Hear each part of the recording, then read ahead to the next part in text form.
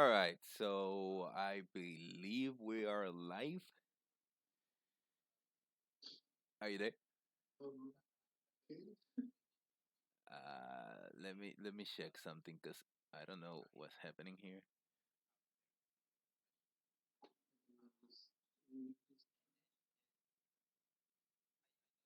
I'm gonna try to. Let me see if I can mute the TV and still hear you over there. Uh, uh, can you say something now?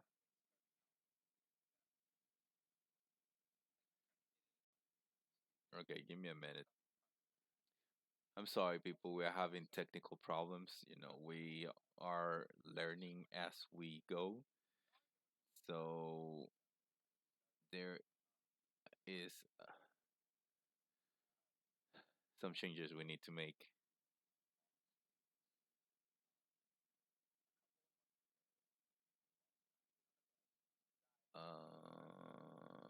Okay.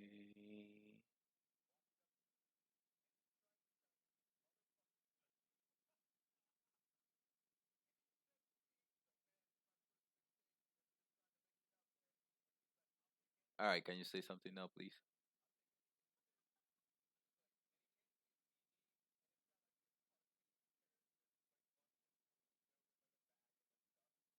No, it's not. It's not that. Okay. Give me a minute.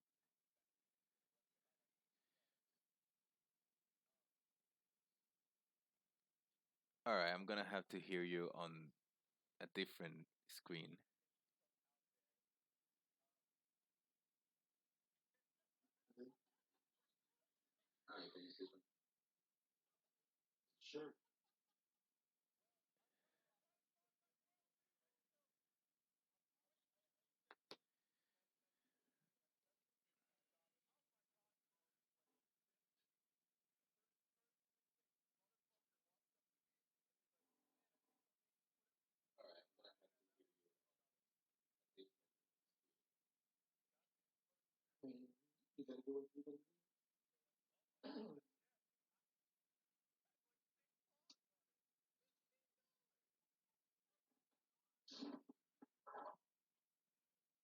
All right. I'm gonna stop the OBS on the TV. So bear with me for a minute, people. Um.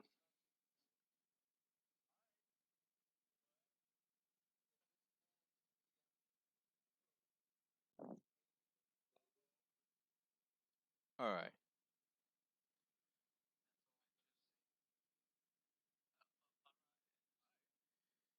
I believe I can hear you now. Let's try this again. Okay. Yeah.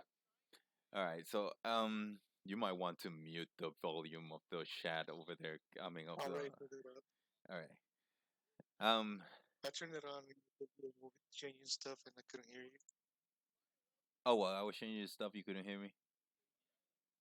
I don't know, like when you were changing stuff, I turned on the the surround sound on the computer to see if I could hear you in the PC now. All right.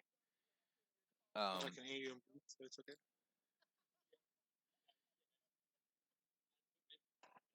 All right. Well, welcome guys to another Astrom Cross podcast. Uh. Like always, I am Kai, and I will be here with my friend Ursa. We are always the same guys. We don't have a special guest today. So Yeah, we today, shedded the extra fat, aka Magna. yeah. Um. Well, today we are going to talk a little bit about. Okay, I forgot what we were going to talk. What was? See your couple master deck.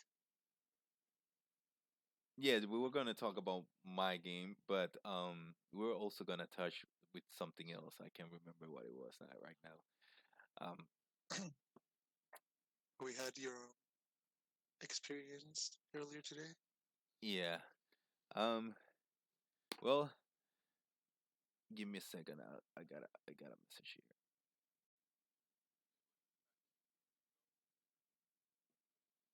And your games while you're there.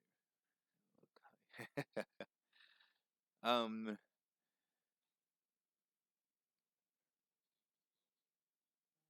All right. So basically, today the podcast we are changing the design of the podcast. It was taking too long, and we were covering too little for some of the games that deserve a little bit more love. So we have decided to keep it to one game per podcast.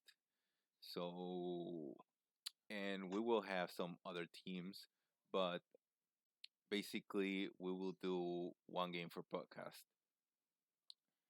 Um, Today we have decided on doing some untap.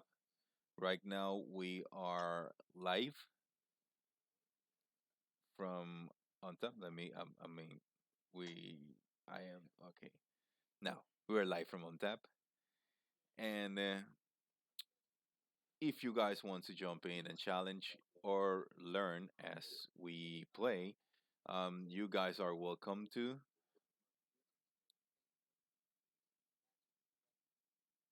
So I will be posting right now something here.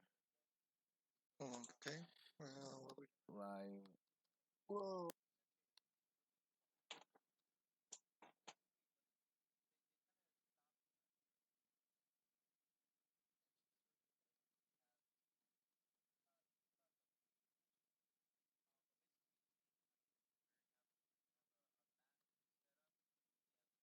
All right.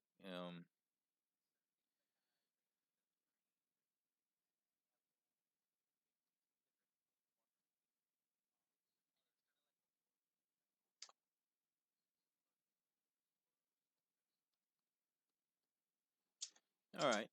Um. So I just put on the custom um, CCG from chat room from Untap, and well, until there is somebody who wants to challenge us, we will simply play between us. So Yeah. So you know, kind of see what we're talking. yeah, we will basically explain the rules of the game and how to play the game while we do the game. Um, I'm gonna start one game right now. And first of all, how are you? How was your day today? No, I mean, it was alright. Could be better. Could have been worse. How about you? How was your day? Um, well, today it was pretty exciting. um, it was different, but in a good way. So I am pretty happy with the replies and the not the reply the how you call The this reception. yeah, the reception on my game. And I thought I thought it would be bad, but it turns out it's not. Um, so uh, for those who don't know, don't follow, I have been developing this game of mine for 10 years, and Ursa here has helped me along the way. Um, so basically, we have developed this game for 10 years, and Been a long time. today I receive a call on the phone from my local game store, and it turns out that there was going to be people um, over there for from a published company, and they will be looking into games they can publish. So basically, they were a bunch of tabletops games, and well, mine was the only card game. No, I'm lying. There was another card game over there. So I received a call on the phone, and they say, "Oh, we have these people here, and we're doing this today. We tried to call you last week, but we couldn't get in contact with you. So we're calling you now." And well, you know, I took my stuff, I pack. After I got how you say this, a memory block. um, Memory block. it wasn't a memory block, a crisis, a memory crisis. Like I didn't know if I want to do this or not. It is too sudden for me. I I don't know. I just panic, and well, it turns out that I went over there and I showed them what I have, and they like it. They actually said that the game is pretty good, and they are pretty excited to see what I came up with. They asked me a bunch of questions. We'll go through it as as the podcast goes. But um, Yeah. for now, we want to focus on this thing right here. So um,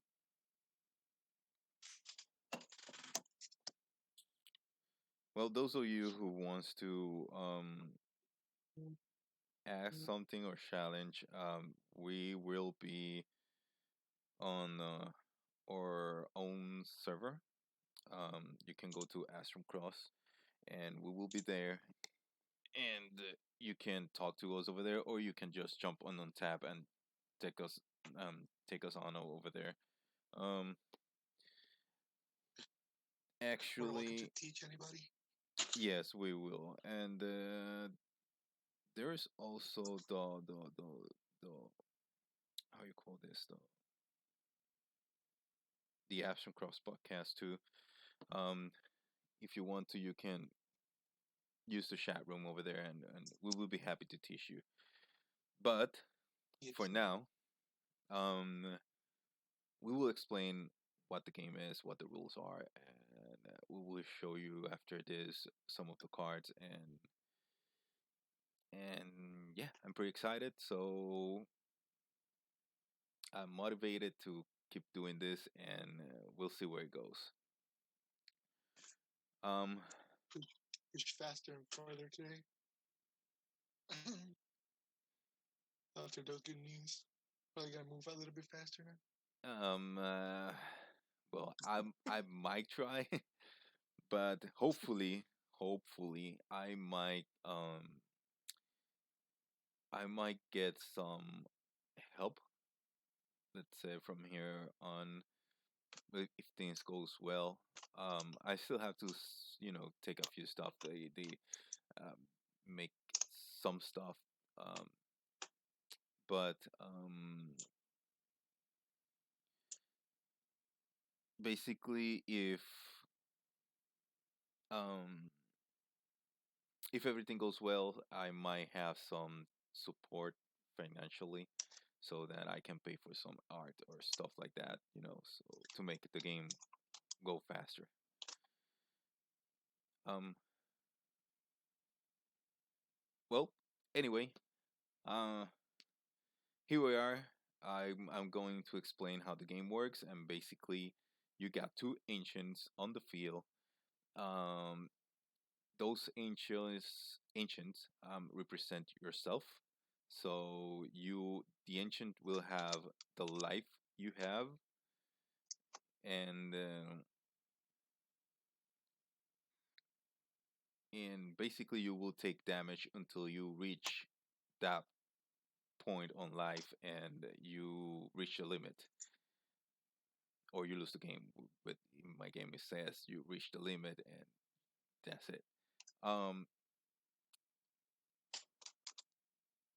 so the ancient have a soul ability, and it has a divinity ability. The divinity ability can be used only once per game. It is hard since All right. The divinity ability is once per game.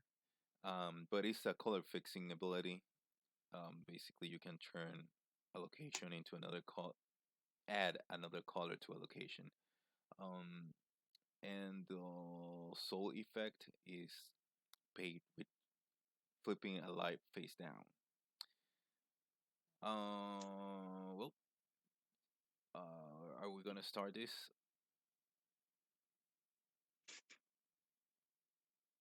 Let me draw Okay, my go ahead. Sorry. cards. All right, I'm gonna do a mulligan. So I am going to. The mulligan in this game works. You draw 5 cards and then yo. Yes. All right, and then you move cards back to the deck to draw from the top and reshuffle. All right, so I'm gonna keep. you're gonna keep it. Yeah. All right. Um. Well, I'm going to. Do you wanna roll the dice? Yes, sir. Bam. Ah, All I'm right. I sorry. I'm guess. I supposed guess to I do this start. one. um. I'm sorry. I have a 15 on my D6. Don't know how Right. to. All right. So during any step, you're gonna have Uh, a ready phase and a draw phase. So since I'm starting, I don't have that one, but I am going to put a location in play. Then we have okay. Then we have the location step where we put the location in play, and there we go. Oh, I start really good. I can now play there Earth we go. and Light. Let me flip this over. All right, and hmm, I don't have anything, Of course, you don't have anything. Screw up. so I am going to pass my turn to you. Okay. I will play my location. Boop. There we go. Place it in the middle. Draw my card for turn. And play the first creature.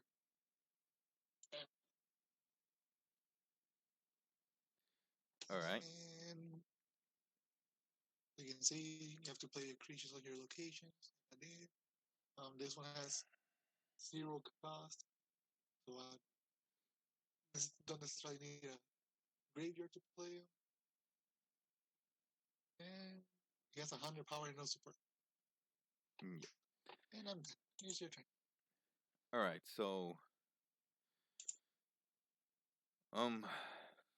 Well, they asked me a bunch of questions today, and I wasn't pretty sure how to answer to all of them. It was something intense. I mean, after I teach them how to play, um, but basically, give me 1 second. Let me play this. Um, but basically, they say that the game is pretty solid. Um, by the way, we play with the rules, with the original rules, not with the tournament rules. Um, Yeah. and they say that the game was pretty solid. So I believe that is good. Yeah. Pretty good. And You just drew that, didn't you? yeah, yeah, I do. I did. Now I'm gonna soul charge. Put one. Okay, I'm gonna put it over here, but it's under my faithful cleric. I don't know if I can. Oh, there you go. All right. So Wait.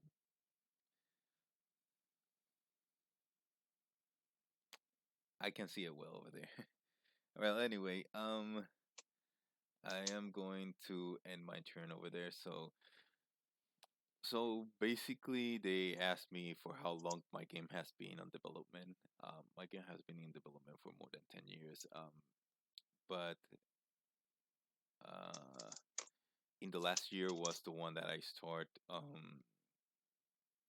doing like the putting art on a real card and testing how the game works and how it is play.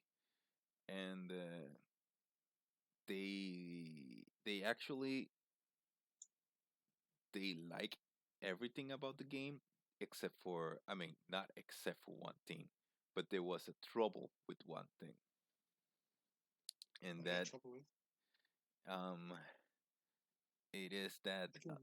the cards, the the the the the locations and stuff, they give Yeah, a bonus to the cards when they are on top of that location, and sometimes it can be very overwhelming to have to count all those numbers. yeah, I understand. Like one of the first problems when I was playtesting it over here was people forgetting that the locations gave a bonus. Yes. Um. So in order to fix that, I made some dice that they actually say how much the locate or how much bonus they are getting, so that you don't have to look around. Okay, all these effects or all these changes on the game. So you just Mhm. basically have how much bonus they get over there, and you just add it to the power. Okay, so Um, like putting a little counter on them. yeah. The thing with that thing is, they're pricey. The thing with that thing. Yeah, is they're pricey. So, um, you I mean, I'm know, pretty sure everybody has a penny somewhere. So like you can put pennies as you have the actual card game in your hands before the counters for it. yeah, And pennies work. So at least to market plus 50s, which are the confusing ones. yeah. Um, but anyway, I think it's your move. Good. All right. So I'm gonna move to combat All right. and then obviously attack Okay, so I will take the damage, which for being too thick. when you are attacking, um, this is how combat works. He just choose a creature to attack with. Since he don't have anybody on the back, he cannot support, so he attacks alone. Now it's my turn to choose a defender. I do not choose to defend, so the damage goes directly to the ancient. Now, since I didn't choose to defend, he has the chance to play a technique or play a card from his hand that is played during a technique step. Do you have any? No, All right. So I did if made a tactical error. if he do not have anything, we just move to damage. So I am going to put the top card of my deck. Let me verify. It is not a trigger, so I will put it by the ancient. That represents a damage counter. Everything that is face up is called a life damage counter, and when they are face down, they're called a soul damage counter. And basically, if it is face up, you can heal it. If it is face down, you cannot heal it, or you cannot recover it. No, okay. he just passed the turn to me. Okay, because I made a tactical error here. Should have played a card. Uh, It's okay. I'm just gonna take my Mm, beats. okay, if it is something I should have seen, I didn't see anything. Don't worry about it.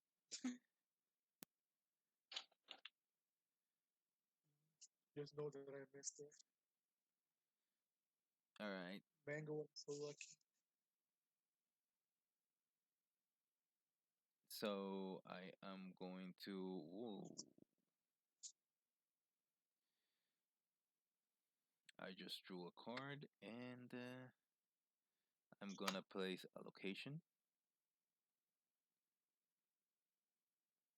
All right. I'm gonna put a location.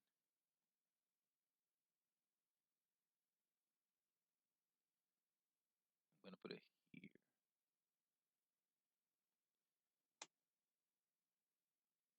Now I am going to. Nope, I cannot summon him. Oh yeah. All right. But I will summon him. I will summon Stragon. So the one on the back is now a soul charge. That's the mistake I made. Then I will. I'm just I'm just gonna show you the mistake.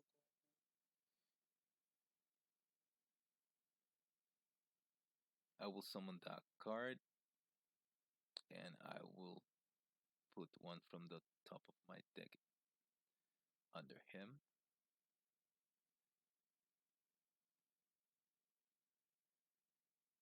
A lot of soul charge. Yeah, now I'm gonna show you the mistake I made. All right, cool. What Strategy. mistake you made? This is the mistake I made. I was gonna Oh, kill yeah. I was gonna kill the South Dragon. I was like, ah shit. I went to combat too quick. Yeah, you did. So now I am going to use a soul counter, and I am going to have Stragon attack your little imp over there. Okay, so my aim gets his butt whooped. Wait a second. He is stunned, and the stun is done by reversing a card, putting it Uh, upside down 180 degrees. oh, you attack me, right? No, I'm not. I don't have a ticket. Oh yeah, I'm Oh, attacking. I'm attacking. And that's right. No, you. now I am going to. Mm, nope, I am not going to attack. You attack me. You not attack. I attack you with Stragon, but I use the hope ability to Sentinel. Okay, okay, got you. Nice. Wasn't paying attention. All right. So Okay. just for those who didn't understand what was happening, when I summon Faithful Cleric, I put the top card of my deck under him. That is called Soul Charge. I can use those Soul Charge or Soul counters, discard them, and pay for a soul of that color. So in this case, um, Hope, she was liked. So the only like I had was the one under my left Faithful Cleric, and I used that to pay for the soul ability on Hope, which says that I will choose a warrior, and that warrior will have Sentinel and Spellguard. Basically, I don't need to tap him to attack, and he cannot be targeted of my opponent's spells or abilities. And until the end of the turn. So, hope to play you soon. Okay. Um. So, I will end the turn now, and I will pass the turn to him. Okay. And at the end of turn, a stone creature. My creature has a trigger. Yes. What is your target? And again, still thinking. Maybe I'm just gonna put On my Strigan? yeah, All make right. him weaker, I guess. So, yeah, I'm going to So add. the Shadow Imp ability, when he dies, he puts a poison counter on a warrior, and the poison counter is a minus 100 attack and support. Yes. For the player. There you go. It has the -1 counter. Okay, so we got clear location.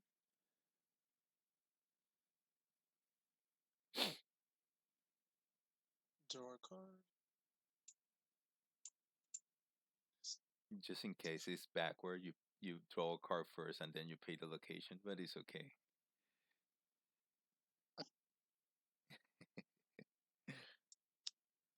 Just for that insolence, play these Pokemon here, All right.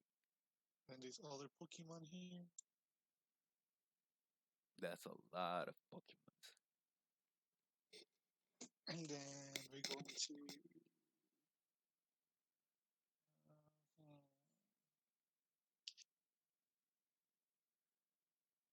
guess we should. Yeah, we should just. I'm gonna play it. On which one? Just gonna cure the one that has. All right. So he can screw himself with the song. So, I'll oh place it on wait, the zone. Where's the sound from this? Samurai. wait. Let me flip him. All right. So basically, that spell he played just stunned my warrior. Yeah, he's stunned. Alright. So gonna move to combat. I gotta swing a little dude. All right, we'll take that I don't know. damage. Of course you are.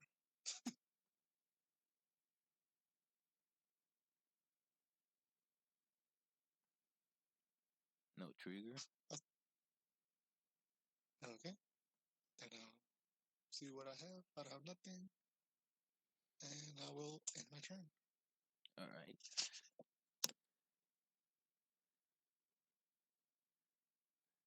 So basically, he attacked me. He know his next attack is gonna be block. So basically, he just end his turn over there. All right. I'm gonna destroy her because at the end of the turn, everything that is stunned is destroyed, and all the It's a spells him. are destroyed. Oh yeah, I'm sorry. It's a him. My bad. I was um, confused for a second too. I am going to draw my card, and then I am going to put allocation in play.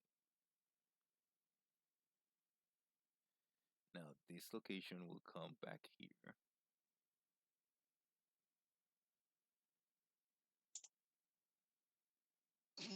All right, it doesn't wanna. All right, there you go.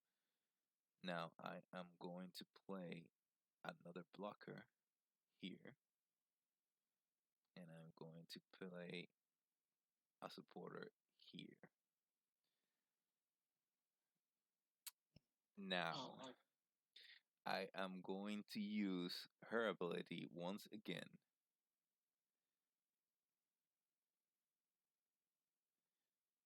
to give Strigan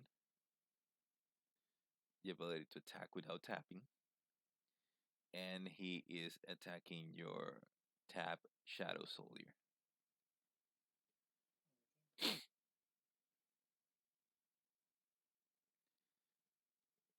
There you go. Now I will end my turn. okay. Cards. Don't worry, skip this card.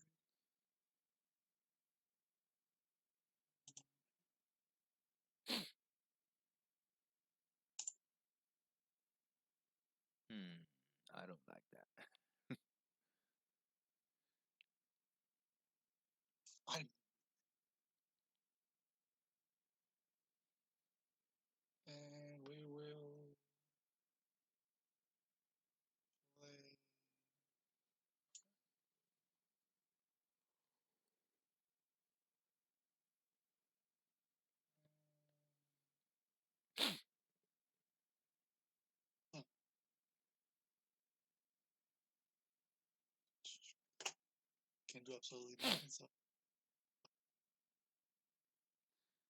All right. So I am going to draw my card. Euclid your body.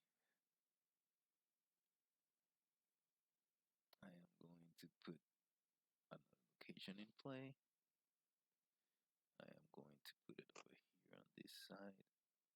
Let me turn it around.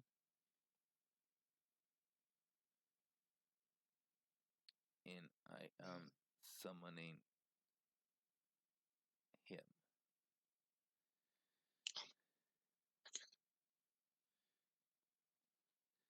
Now, I'm should I going play my better than? I am going to start by yeah, he is attacking. He has Of course, rush, why not? so he can attack on the same turn he is summoned. I am going to take it. That is for 2 damage.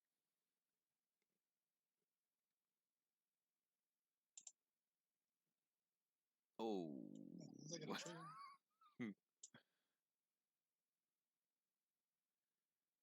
Okay, so we're gonna trigger, which is whenever you take damage and this card is discarded from your library, you can play the spell. Yes, you And can. I only have one target. All right, so he is stunned.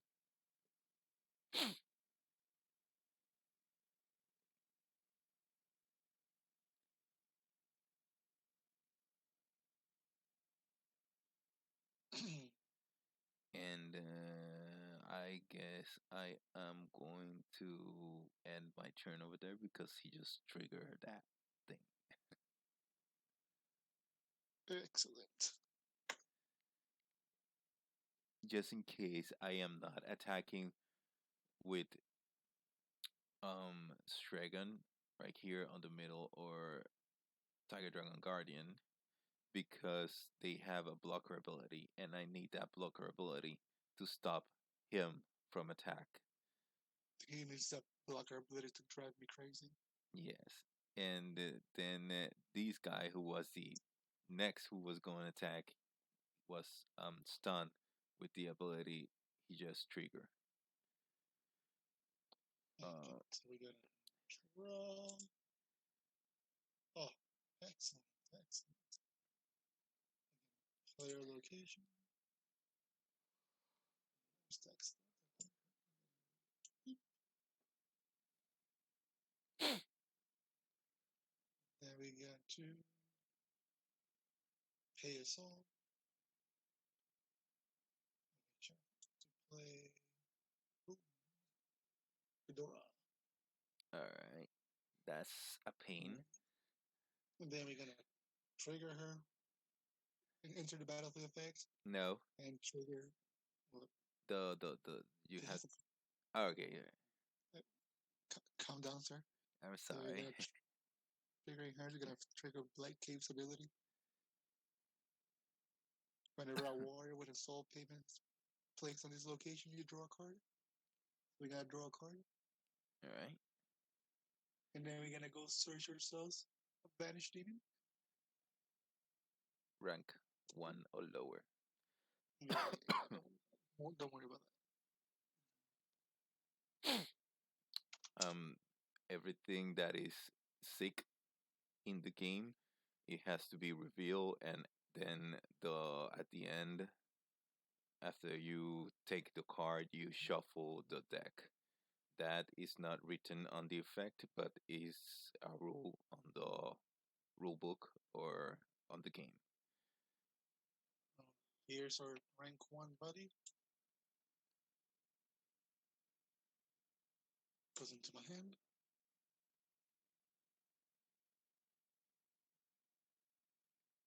Then we'll shuffle the library.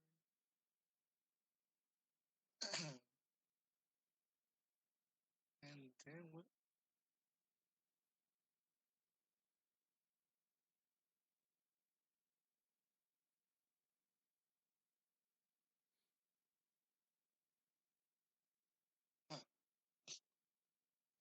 This is most annoying.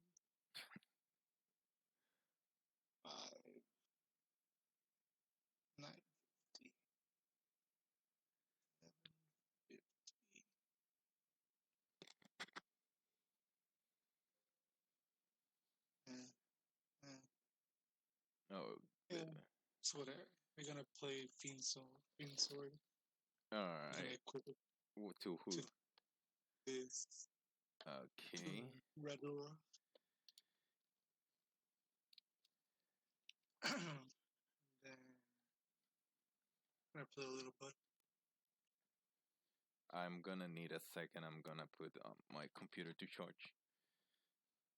Uh, Give me a second to check the chat. If I said something.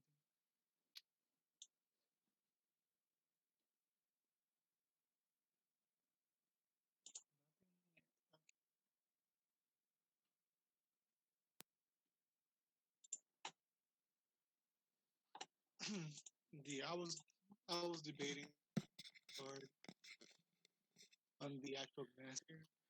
All right, I am back. Oh, I'm done.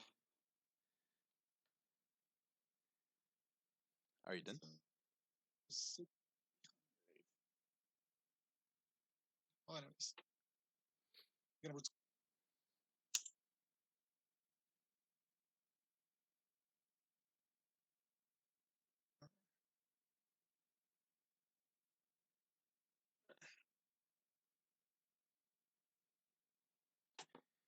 All right, so you're attacking with her, and I will be. Hmm. You make things difficult. the yes, All right, so that's an 850, 900. Yeah, that's a 900. No, that's a 1000. That's actually an 1150. All right, that's a lot of power. hit the back and then power attack 150. So yeah, it's 1150. All right, so that's mine is a 450, 550, and then we have no. That's a problem. That's a big problem. All right, so I'll take the damage. Excellent. So here, the item give her the ability of dealing dual damage. So I'm gonna take two cards. Boom. Then okay, and one of them is trigger, but because she also have critical damage, I cannot activate No, those it's triggers.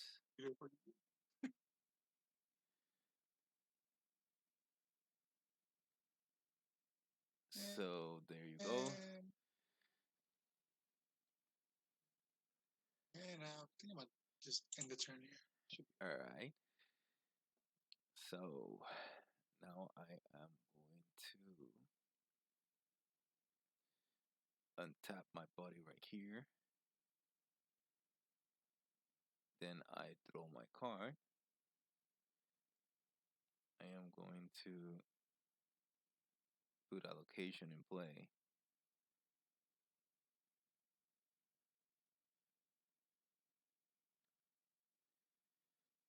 And I am going to put it.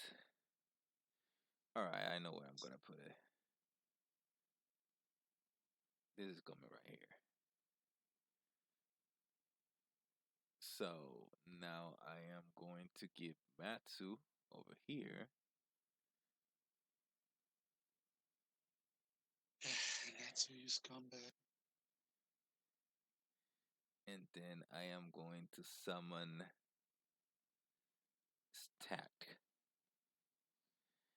Right, now let me think here because this is going to be a little annoying. Facts.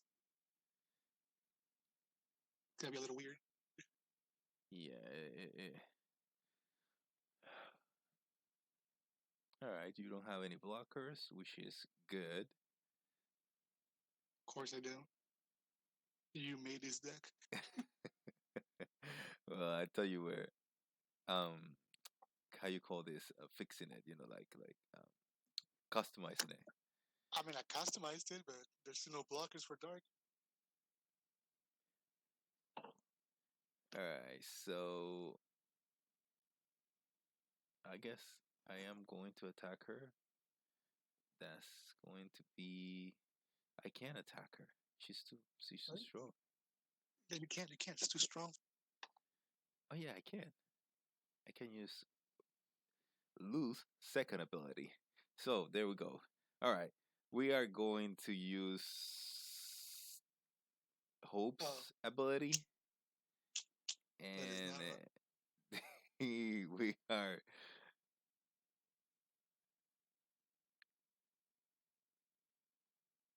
okay. I paid the soul now. I will have a Stragon with the power.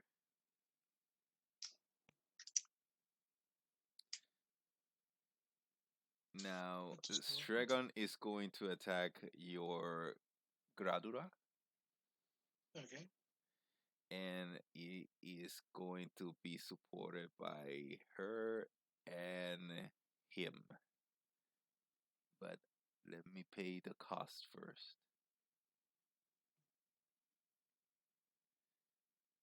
You also have to tap. Yes.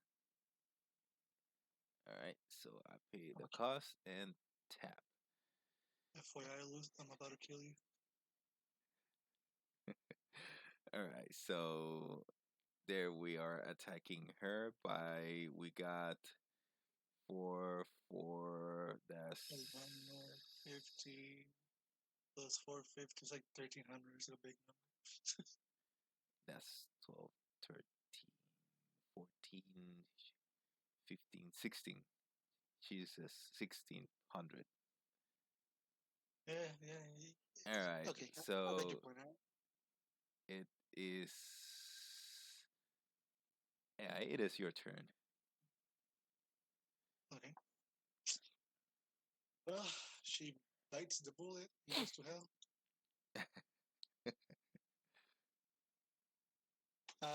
We agreed on the 5 locations. Skip your location step, right? Yes. So I'm gonna do that. All right. When you skip your location, are we drawing 2 after 5 turn 5? Yeah. All right, let me draw. Boom. Actually, we're keeping it for the whole tournament, so you can just do two whenever you want. Okay, so we're going to activate Nino Krulnik's ability by paying this soul. All right. I can touch it and face it down. And you're gonna return. You're gonna return right here. All right. So then we're going to play Dark Portal, discarding the Shadow Beast. Oh, I got it. All From right. your Yeah. favorite card,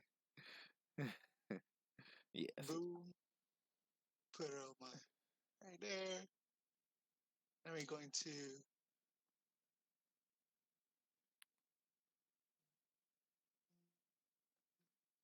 membrane. I guess whatever. Then we're gonna Dark Portal one more time just to be safe. All right. And look for. You know what? I'm saucy. I'm gonna look for. The hell is he? He's 2, right? I don't think I have anything to look for him.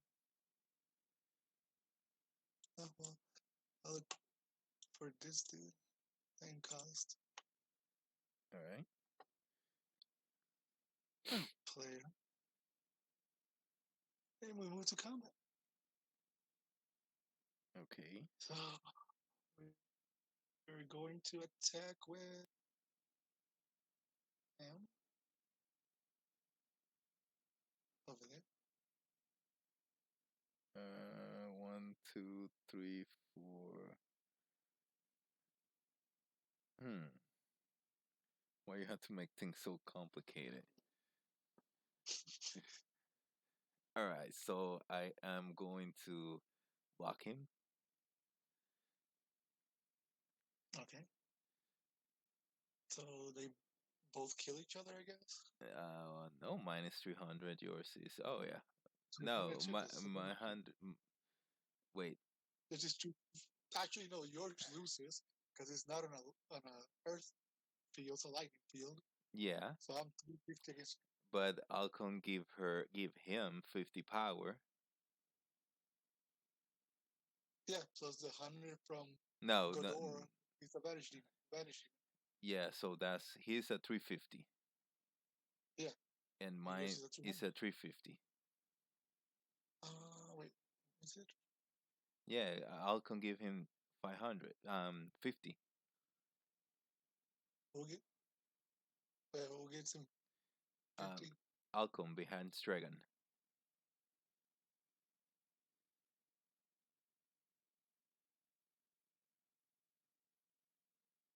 Mm-hmm. Oh, okay. They both kill each other. I'm assuming. Yes. All right. So they both All right. die.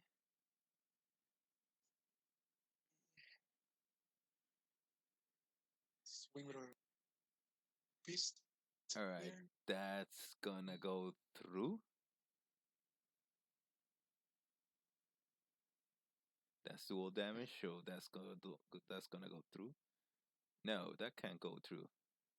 Mm-hmm. One, two. Okay, you have one, two. If that goes through, I'm dead. All right, so I'm blocking with Stragon. Yeah. I Yeah. I believe he was over.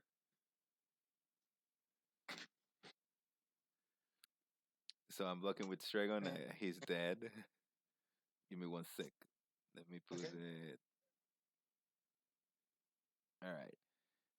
There you go.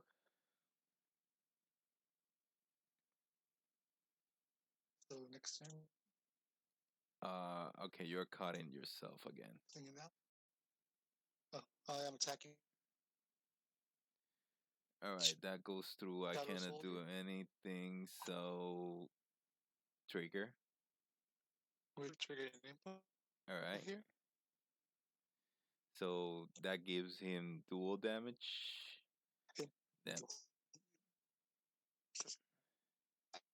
bro, I with a, cannot hear you. You are cutting off. can you hear me now? Yeah. All right. Impact while being a creature, special with graveyard. No, bro, you cutting off again. Not got too many people trying to contact me right now. All right. Let's. Do you want to? What's happening? So somebody Sorry, no. here. Wait, give me a minute. Hold that. All right. I'm sorry. Uh, do you might want to call using the other way? What do you mean? Um, call me on the. Oh my god, Oh yeah, gotcha. on Skype.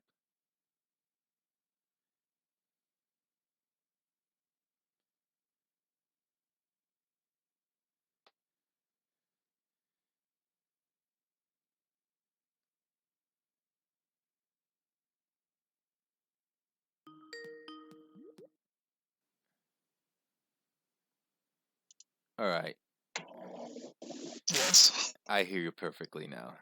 Okay. I hear you too loud. Excellent. You are too loud. Let me lower your volume. It is too well now. Now say All right, Discord. I something. need you all to fix your. All right, there you go. All right, so back again. I take 2 damage. One of them is trigger, but I do not have the option that it needs to be The trigger. requirement. The requirement, yes. So it is simply put over there, and it's still your turn, bro. And then, just as his destiny predicted it, All right, so he's Shadow attack. Imp going down. His Yes. friend Imp is here for him. All right. So basically, he deals two more damage, and all right, you're too late. But okay, there was a trigger which says that another creature cannot attack, and well, that's game end. Good game.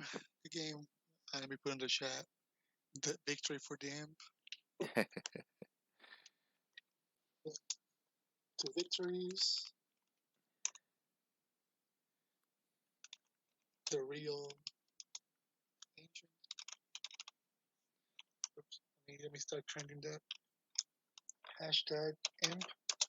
The real ancient. No, Impa.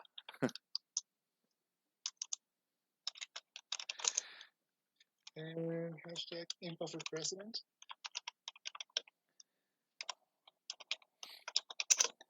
There you go. Okay. So yeah, Oh again, yeah, now you know why Mango likes this deck so much. yeah, yeah. I figured that a long time ago. Can come out of nowhere. All right, so comment. Oh yeah. Um. Well, keeping on.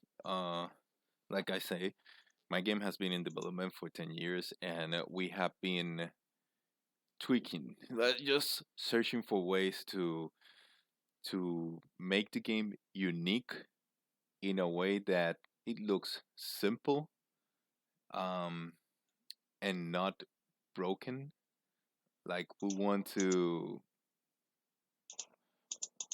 appeal to everybody, but um, we also want to make something of our own. We don't want to steal anything from any other game. Um, so that's where the locations came in. You're limited to play whatever you had on the locations, and right now I found a problem which will be sorted out in the few after the tournament. So I we have two problems right now. So we are going to sort those problems out after the tournament, and yeah, uh, over there I went with those decks. They like the game.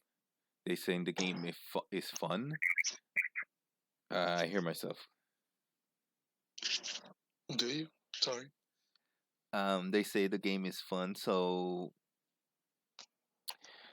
that was good. They also say the game is very strategic, which brings you to think.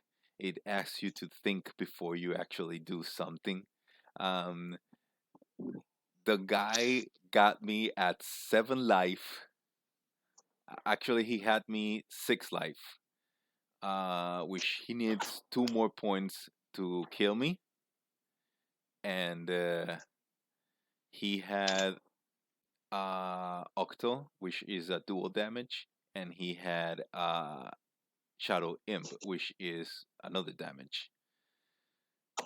And he, at the moment, had one card on the back, which I destroyed the one on the front during my turn.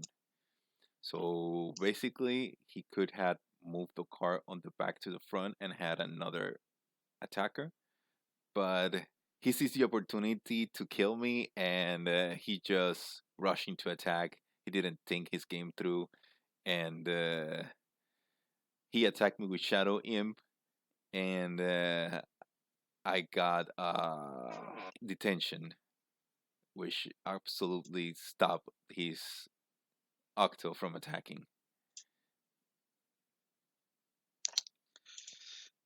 That's how you lose. Yeah, after that, I attack with everything and he lose. But it was intense. So he actually got me. He lost because he made that mistakes just because of that. Um, You know what?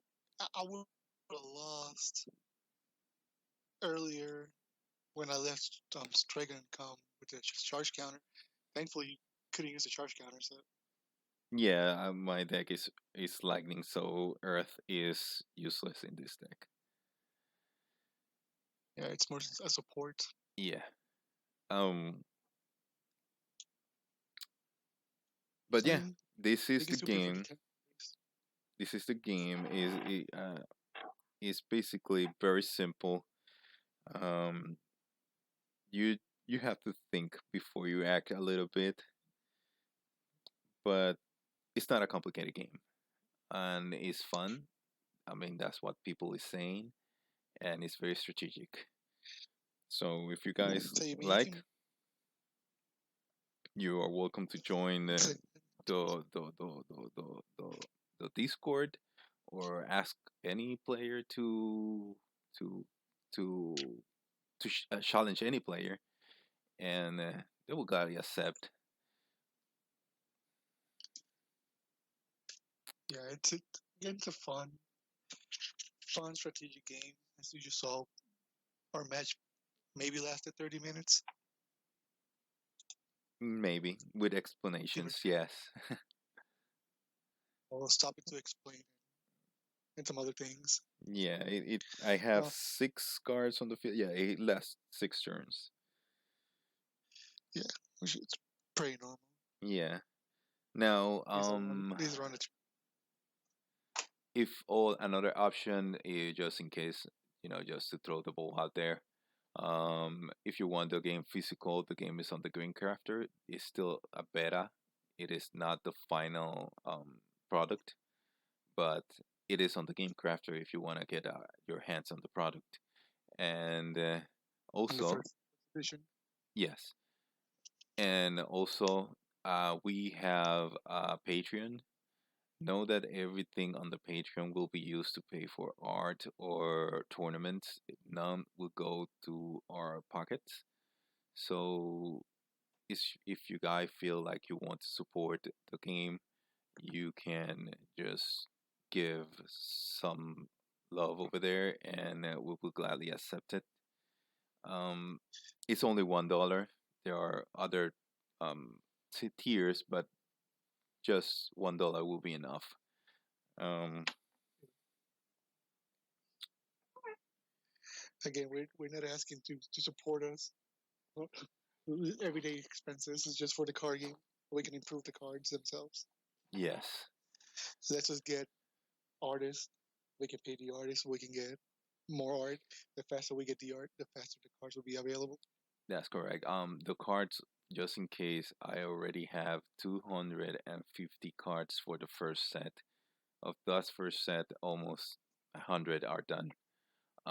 So I need 150 arts for the cards. Um, which I am doing, and I have other people doing, but like I say, it is expensive, and it it takes some time. And well, that is Astrom Cross. It's been pretty That's fun, pretty good experience today. I was glad they called me, and that's good. That it was different. how was that? It was different. Oh yeah. I mean, it's actually good that the game has got like some recognition Yes. at this point. Right now the game was Because recognized local by a game master. He told me he is how you call this a tournament master from Magic the Gathering. the judge, A judge, yeah. So he is a judge from Magic the Gathering, and he said the game. the game is pretty solid. Uh, so that is something out there. And Very I good. Considering these people watch Magic games like literally 1,000 of them like a week. yeah. And the second thing is that I already have a house to publish. So they told me whenever the game is ready, they will like to take their hands in. So I do not know how that works, but it will be. I believe that's something good. I don't know. I mean, that sounds like something good. Yeah, I mean it is something there, like you say. It's at least it's something that. Yeah, it's a foot in the door, as they say. Yeah, Like he's getting out there. And again, it's a solid game, solid mechanics. It's still a thinking game. It's not really a first. The most powerful card that comes out first wins. There's a lot of strategy still involved in it. It's not Yu-Gi-Oh.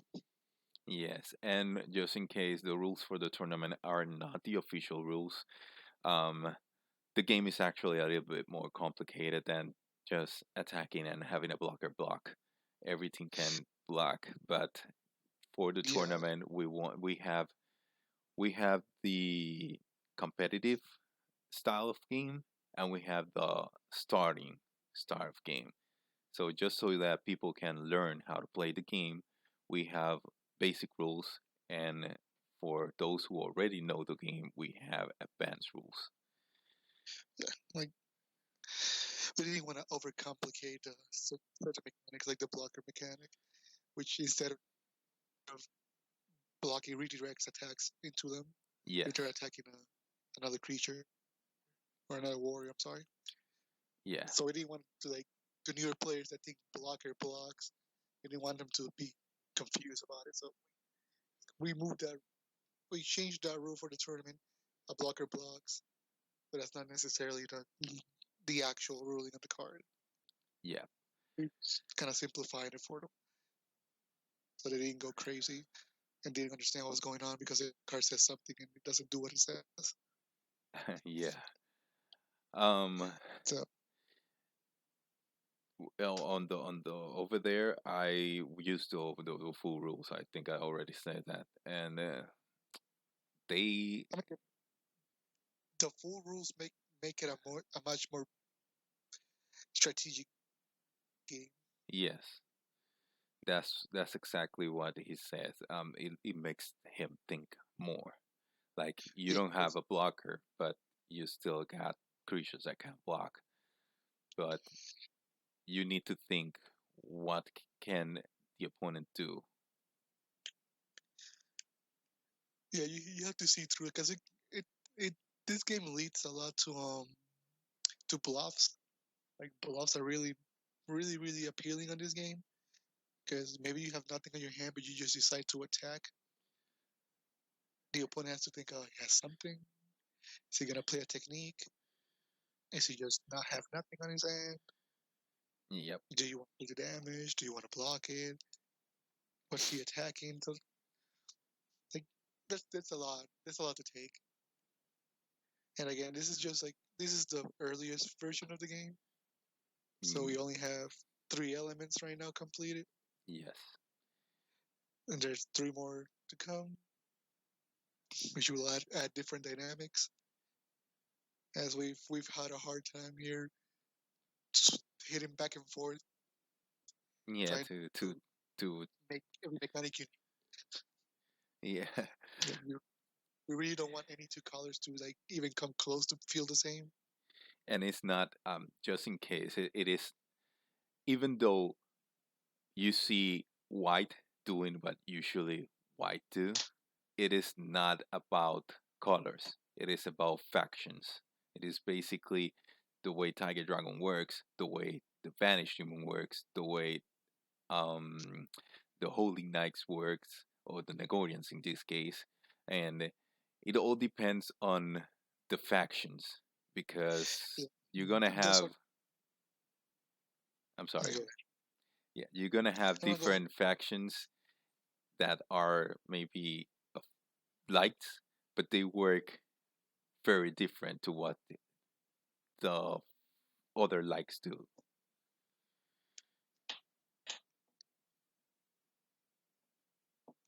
You can take the stage. Yeah, but that, I would say we're getting a little bit too ahead there. We don't want to spoil what's coming after. Well, it's just the tip of the iceberg. Saying we don't. We just want them to believe first that the colors are just denominated by the colors. It's not the effects, and let them all of a sudden start getting cards that do something that. Wait a second. I didn't know dark could do this kind. Yeah, I mean, it's not dark. Yeah, It's a thief. and that is exactly what I want. I want to mix and match all the colors. It depends. It all depends on the factions. So Again, to me, that the biggest reason, again, to have the color denominations, these were for the soul cost and for yeah, your ancient itself, yeah, that's true. because That's true. we don't really want everybody playing detention, for example, Yeah, or it gravity is, crush. or or healing. Oh yeah, the healing potion. Well, we have. Even though I'm pretty sure everybody can play healing potion. It's just a dead card in your hand. Well, If you it get, is actually not a dead card in your hand. You're healing a damage. I'm saying you're healing it, yeah, but you gotta pay a soul to heal. If I put three healing potions on my darkness deck, for example, they're triggers. But if I don't trigger them, they're dead.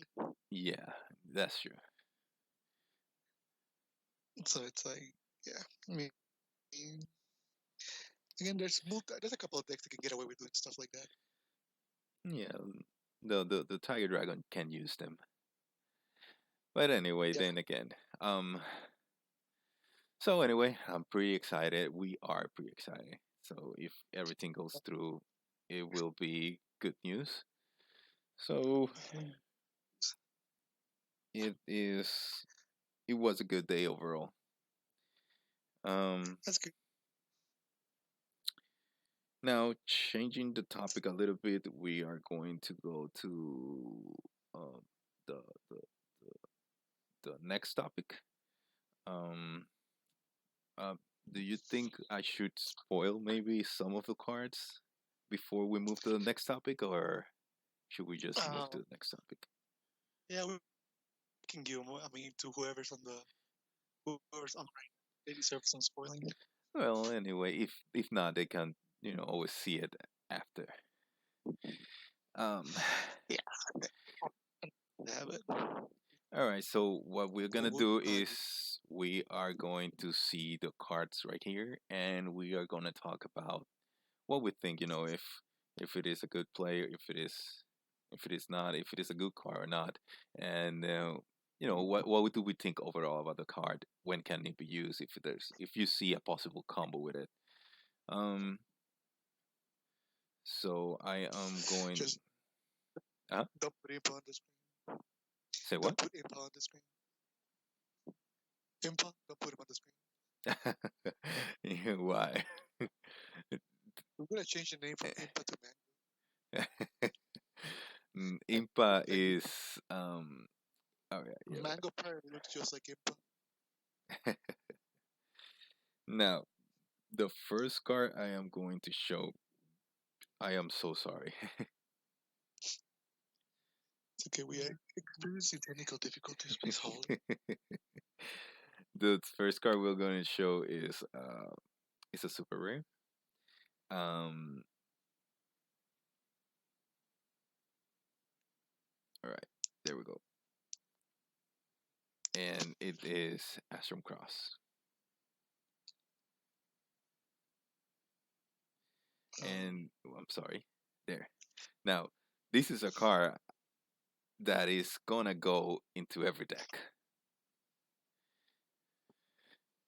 Uh, It is um on the What happened? wait, It is not. You're not looking at it. on the there we go. He popped up now. All I was right. like, what? Where is it? There we go.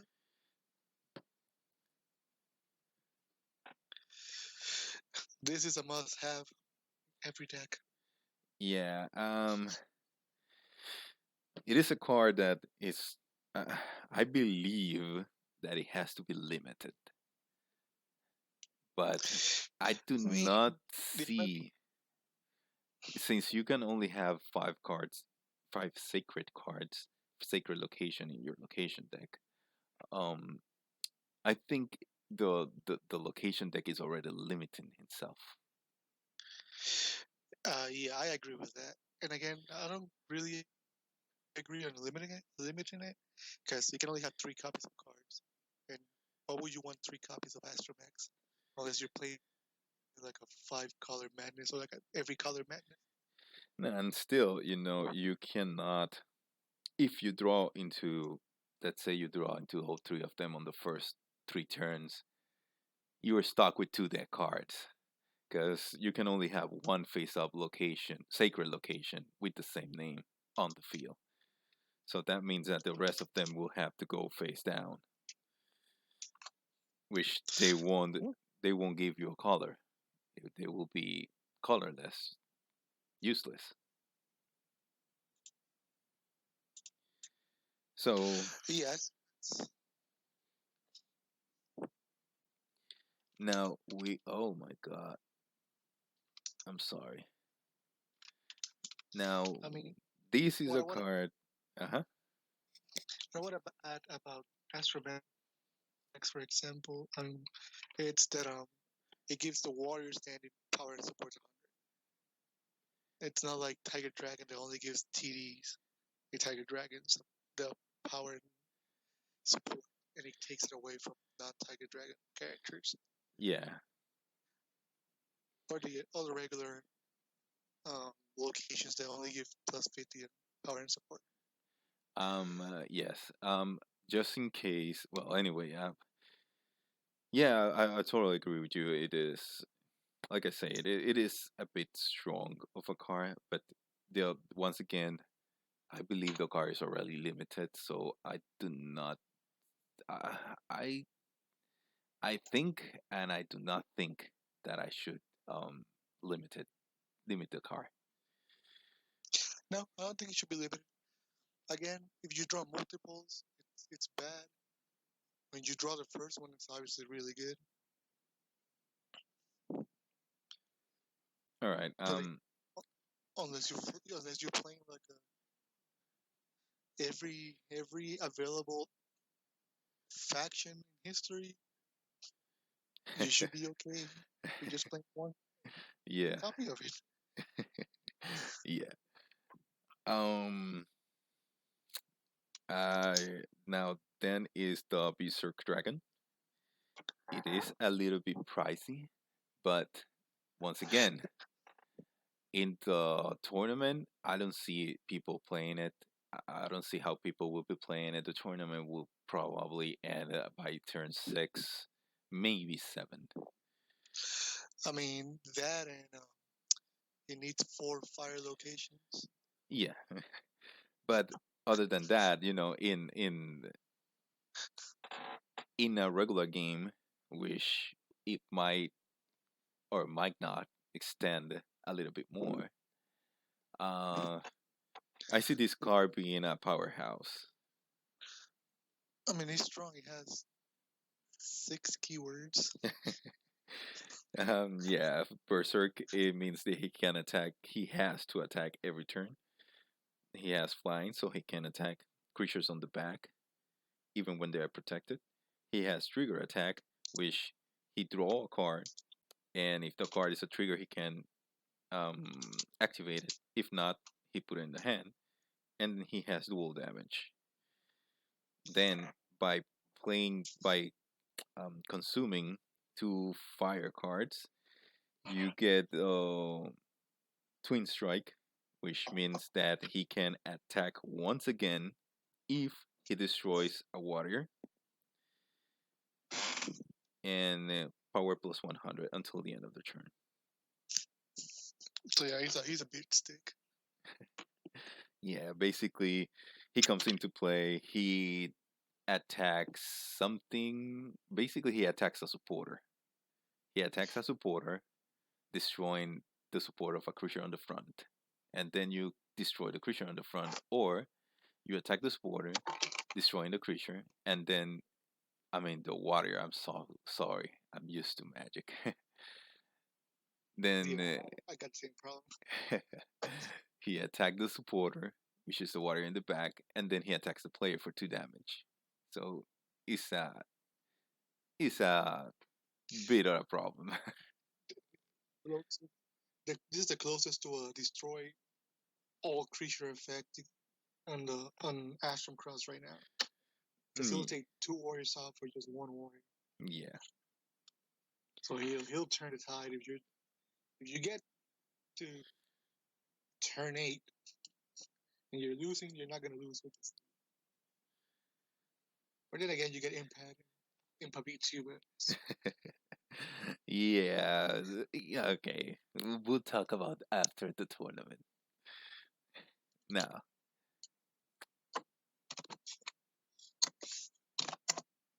um,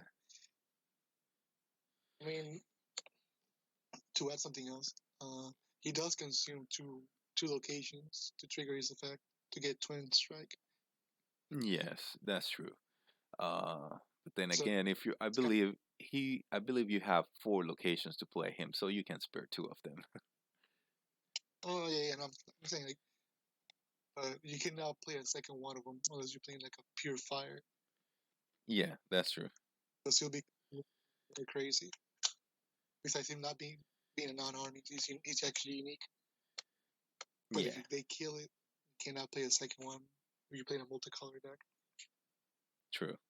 he's also really good at 17 million copies of Astromax. Yeah. All right, then we have the Black Cave, which gives banished demons power plus 100, and when a warrior with the soul cost is put on it, is summoned on it, it lets you draw a card. Actually, this is one of my favorite locations. You like the draw power. Yeah, I mean it's not only that I like the draw power. I like um how it leaves you neutral. Like you don't get from it. You just stay neutral. Like, you play something and you draw something. So you stay at the same amount of cards in hand. All right. Especially for flipping a soul. So like yeah, light has the healing potion that heals you for a soul. At least darkness has the black cave that draws you a card for a soul. All right. Yeah, and giving power 100, no support, because obviously Vanished Demons don't really care about support. It's also a nice touch. All right. Then we'll have Brainjacker. When he's summoned, he allows you to discard a card from your opponent's hand. Your opponent chooses a card from his hand and discard it. And he's an army, so you can have multiples of him. Yeah. This creature is the reason you run 3 copies of Black Cave, regardless of what happens. Yeah, Like you want it's to play a controlish game, you want 3 copies of Blight Cave, so you can drop one on turn 1 or turn 2, take a couple of hits of damage, start playing Brainjackers, draining their hand before you drop your big threats, so they have no answers for them. all right. Yeah, I see that game being something. Yeah, it's like control. This is a like Brainjacker on a Blight Cave. It's a +1 because they're discarding one and you're drawing one, and you're playing something. So it's a good 1 for 1. All right. Now, then we have Boost. And just in case, boost is a trigger. It costs one of any color, and it gives you soul of every color. So it is a trigger. It gives plus 100 until the end of the turn. And the way Astrom Cross work, it the spells are the spells stay in the field until the end of the turn, but their effect is continuous until the spell is destroyed. These spells give you the option of getting plus 100 until the end of the turn. So once the spell is activated, you have 100 until the end of the turn. If the spell is returned to the hand or destroyed, you still got that 100. Now, this works pretty well with air, which is gonna bounce stuff back to the hand, allowing you to play it again, giving another 100, 100, or against cards with air, because if they get bounced to the hand, you lose the 100, 100. But with this card, they just give you an extra card. Yeah. Again, it seems underpowered, but gotta understand it's a soul of every color. Yeah, A lot of decks will have it.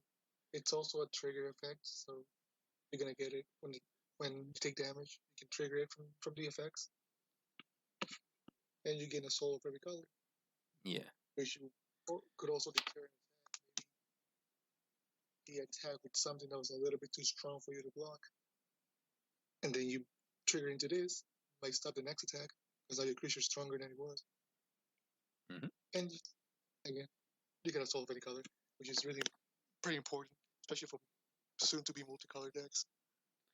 yeah, and especially with soon to be multicolor cards on your extra deck, Yeah. which we won't reveal now. um, then Spoilers. we have Blondie, the Tiger Dragon Beauty, and there was an issue with this card the other day, and I will explain the issue right now because I don't know what is wrong with people today. Um, Give me a second. Remember, I have like a 5 second delay. no, it is. I'm trying to think how much. Oh, okay, yeah. I'm trying to think how much. How to say this without maybe hurting people or. Um, but The moment you said, "Let me think about this without hurting people," you hurt some people. all right. I'm sorry. Yeah, anyway, um, well, basically, let's talk about.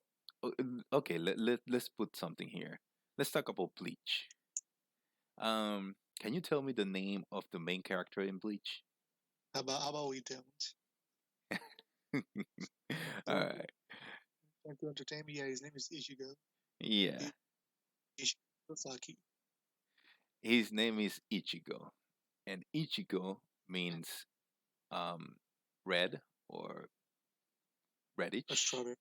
Yeah, strawberry. Um, it is basically a name given to him because he had red hair or orange in in his case, but it is what you call people with red hair. He Um, was a. Let's just say it out. He was a ginger. yeah, it was a ginger, so they call him Ichigo, and it is a stereotype, but I don't see it a problem.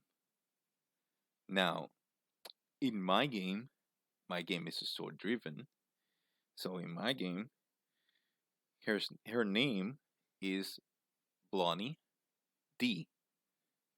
Blonnie as her name and Dee as her last name. So it sounds like Blondie. and she was blonde, so people start calling her Blondie. And Okay. somebody say, "Oh, just because her hair is blonde, you don't have to call her Blondie." I once again, my game is story driven. People are calling her Blondie, and why shouldn't I call her Blondie? I don't know. Blondie's not a. She has blonde hair. Yeah, and anyway, it is in the story. She was called that because her name looks like Blondie, and she was blonde, and so people start calling her like that. I don't see any problem with it, but either way, she didn't like it at the beginning, but she gets used to it as the story progresses.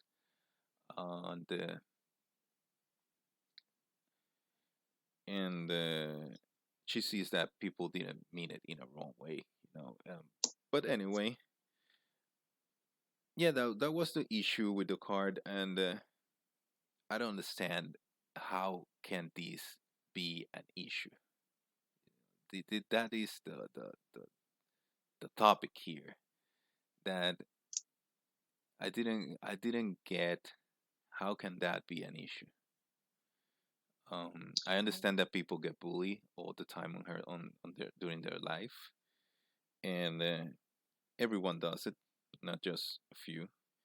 But it is not a big issue. I mean, hmm, I can see how somebody can take issue with it, Yeah. Well, but anyways. at Uh-huh.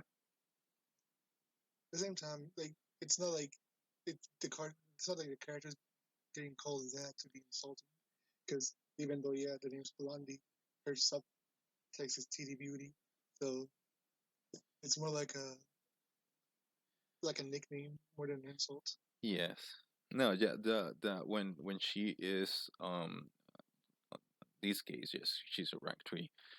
Is teen, I will say. She is already used to being called like that. So, yeah.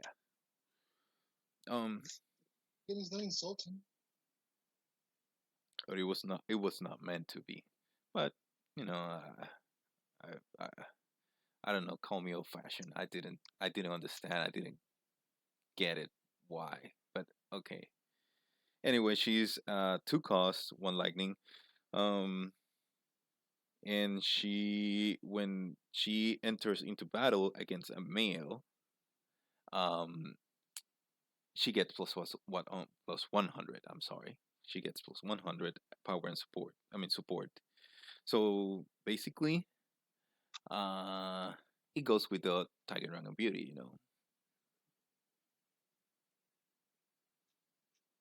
with the theme of the card. Now Yeah. we will move on. Uh, all right, then we have Coraline, a one cost blue, 100 power, 200 support, and when she's summoned, she draws a card.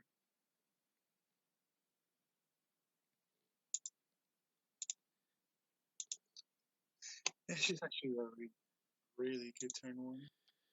Yeah, she is a really good turn one, especially if you're playing a mono blue deck. Yeah, no, she's probably right now the best one drop in the game. I wouldn't say the best one drop, but yeah, she's one Yeah, of the best.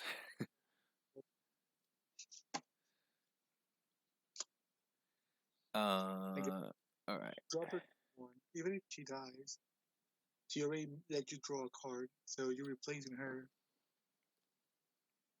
Yeah, that's true. It's a win-win. Just best Mm. turn one. You heard it here first. All right. Then we have childhood form. Diagram student is a one cost blue, 200 power, 150 support, and it says by paying one location, consuming one location, these warriors attribute. can be changed to any other attribute until the end of the turn.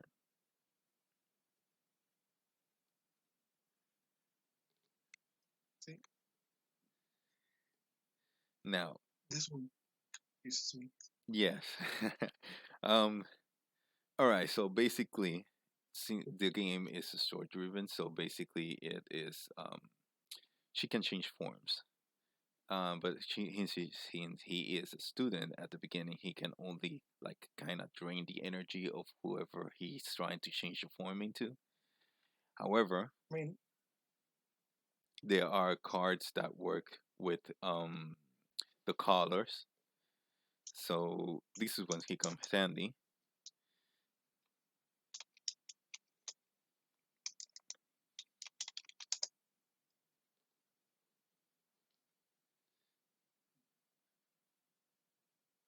oops.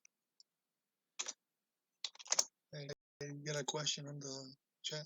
Yes. Do you make action figures of your characters?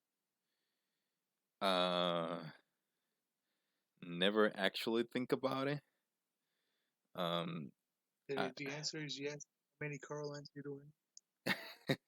okay, who's asking this? I think it's a Renaissance. All right. Primera Yeah, creator. yeah, that makes some sense. He's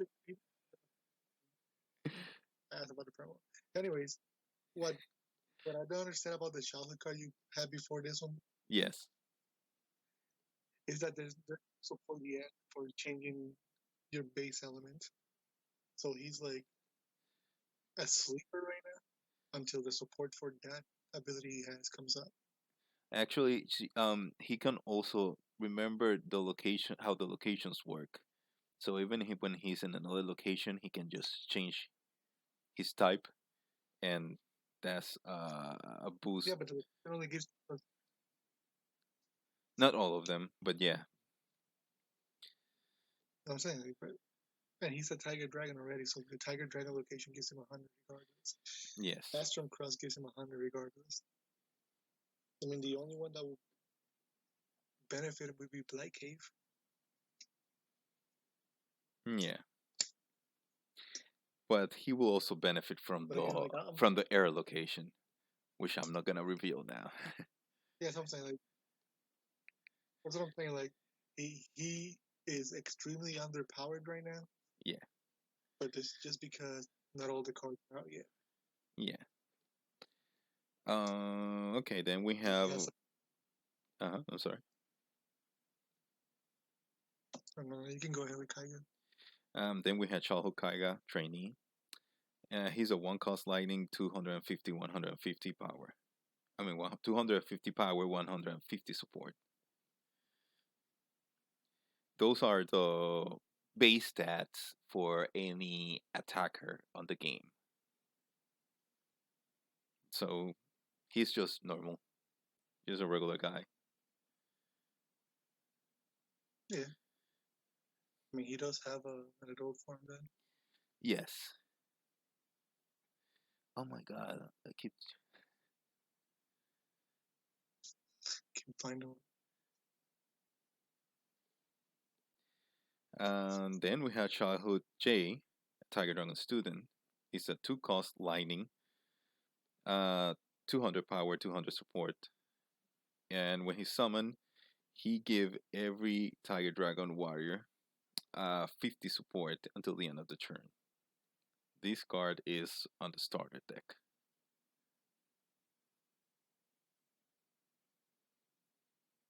In Oops. in my beliefs, it will stay on the starting deck.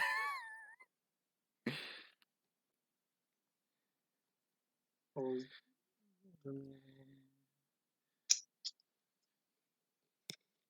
I mean, he's okay. Yeah, he's okay, but he could be better. Oh, I mean, obviously, he could be better. I mean, he could be worse too, but he could be better. Yeah. I All right. mean, again, his effect might look insignificant because it's just plus 50 support. But when 50 is what you need to beat another creature, it's priceless. Yeah, And so this goes with the whole you got. There's a bigger thinking game than what a lot of people give it credit for right now. Like cards like this that, of course, at first glance they look like they're not good enough, but at times when it's still on the table's just stuck, he will help you push through you with a little bit of advantage. And this is the most broken card in the set right now. yeah. All right. Then we have a card that is a bit, might be a bit of a problem. It is Childhood Classed. Tiger Stugan is a 1 cost lightning, 200 powered, 100 support, and it has long range, which allow him to attack from the rear. Ability pretty broken. At least on the first set, pretty broken. Yeah, it is. It is aggro ability. Thank God killing intentions can kill it. Yeah, everything can kill it easily. At least for now in the first set. Thank God there's some flyers that can hit it because goodness gracious is this dude annoying. All right. Then we have a Strigan, Childhood Strigan. He has 1 cost Earth, 300 power, 0 support, and he has toughness, which means that his power needs to be overcome. You need a 350 power to defeat it. You need to have more power than him. Yeah.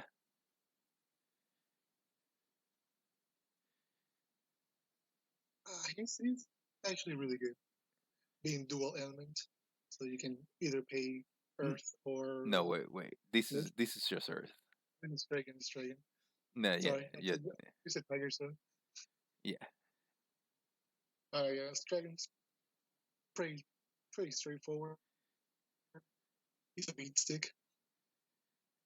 And most turn ones cannot kill him because he yeah, has 300 power.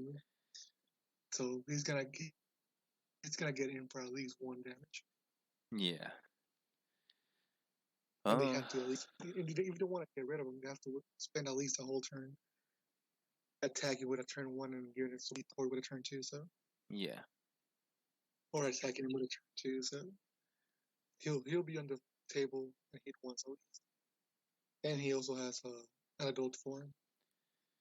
yeah, and all these childhood, they have adults form. So basically you can always rack them up, and you will get the childhood form will become a soul counter that you can use to pay souls.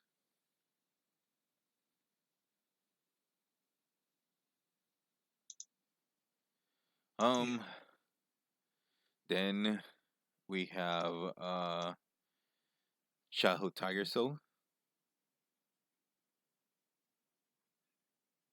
He's really good.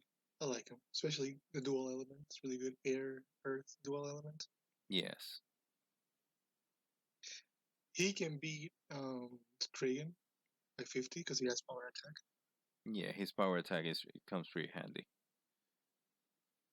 And he has that story wise. Yeah. Story. Yes. I've Basically, forgotten. it's because I of read it 10 years ago. it's because of he is practically a beast folk. So when he gets mad, he unleashed this. Oh wait, are we stuck on untap? Spoilers. Talking what? Give me a minute. I'm trying to figure something out. All right. So he's a beast folk. So when he gets mad, he gets more powerful. That's where the crit the power damage comes from. Yeah, again, he's not strong enough to beat him normally, but if he gets mad, he's strong enough to beat him. Yeah. So Okay. do Now we move you to wanna? yeah. Think you wanna show the card forming bonds? I'll be there in a second. um, then we move to dark portals, and this is a problem. This card is a problem, and it needs to be nerfed. This is what happened. See, Kai thought that he could balance out demonic tutor from magic. Comes to happen that even if you're tutoring for the weakest thing on your deck, you're still tutoring for something, and Yeah, that is I will still um add a soul, and let's see if you can abuse of that. I mean, if you had a soul, it should just be discard a Vanish Demon to search for a Vanish Demon. You should take the rank part out at least. No, it will still the rank. It will still get the rank. No, with a soul cost. I mean, the card's okay. No, the card is broken. The card's especially, not broken. The especially card's yes. fine. All right. This is what I see. The problem is not Impa. The problem is this card. I mean, the problem is both of them because technically Dark Portal is like you have six inputs now. The three on your deck and three Dark Portals, which is understandable because that's what Dark Portal is supposed to be. It's three copies of whatever Vanish Demon you need. Yeah. So yeah, I mean, it is strong inside that mechanic, like inside the Vanish Demon mechanics. Well, that's the problem. The problem is the combo of Impa and this card. Is it's you are I having mean, always you can always have three Impas in game, and it wasn't meant to be that way. I'm not saying that you're not wrong, you're not right because you are right, but I mean, you can do the same thing with attack with somebody, like attack with something, input it, then take a hit, use the soul to trigger Nino Chronix, return input to your hand, use it again. So like, there's multiple. That's basically that was basically what I meant when Yeah, that's I what you thought what the honest players would do, but these honest players, I mean, figure out things, and yes. then other dishonest players, mango, figure it out as well. Yeah, that's why I always say somebody else would break your game anyways. So right now I, I I need to nerf either Impa or discard. I appreciate that he figured out that having three impas, three dark portals, and three fiend swords was the way Yeah. to go aggro. I appreciate that because that's exactly the only cards I had three copies of on my old deck, or in Yeah. three shadow beasts because discard madness. But Um Raxa 4 also allows you to discard a shadow beast, and I never said it says shadow beast. It never says it can be Raxa 4. I know what it says, sir. Yeah, yeah, but people have Raxa 4 in their hands and they never use them. Like, It's do because remember discard them. you have a creature that's called Shadow Beast, but nobody really reads like the little text line that says that Yeah, Raxa 4 is like the Lord of Shadow Beast, so that makes him a Shadow Beast. it says Shadow Beast on their on the characteristics, but once again, Yeah, but yeah, we have a card called Shadow Beast that just it's called Shadow Beast. yeah. Well, So anyways, sometimes people just back to Dark Portal. Um, it needs to be nerfed, or either one of them needs to be nerfed. I will show Impa now just for people to understand the combo with them. Uh, so Yeah, let me get ultra Impa. powerful. I do Uh, remember during the developmental process, I did say Impa was gonna be a problem. so So this is Impa, um, and I mean, he maybe is Mango is coincident. yeah, he is a one cost, 200 power, 100 support, and his ability says during your technique step, which is in battle, you can discard a warrior and you can discard this warrior, I'm sorry, and target Vanish Demon warrior gains 100 power and dual damage until the end of the turn. And dual damage is the problem. Yeah, yeah, you know what? I'm not even gonna lie. The problem is the damage. Yeah. Yep. On top of that, another problem is if you take dual damage, this card's not good at all. No, I'm not taking the dual damage out. No, I'm saying I like, am adding a soul to either of those cards' cost. I mean, why don't you just raise input strength from 2 to 3, make it even harder to search? Because that still won't fix the problem. I think it might fix it because I'm pretty sure the Vanish deck. I mean, unless you play a lot of Godor, it's like you don't really want to play all your unique characters. Um, what's the backstory on Impa besides being Freddy Krueger's child? The backstory is that he works for Nanochronics, and even when he is on the material plane, he can travel. He is one of those few demons who can travel between the planes. So that's why he's called the messenger. He And that is why he dual damage. no, the dual damage comes when he um basically he works for two ancients at the same time. That is why he dual damage. Okay, yeah. Spoilers right now.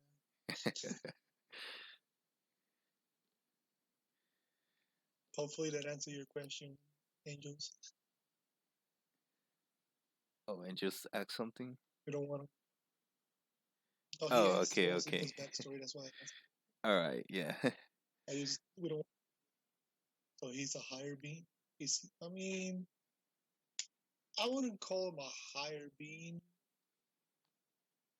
Think about it like Hermes. I believe is the mythological dude that runs fast. As the messenger.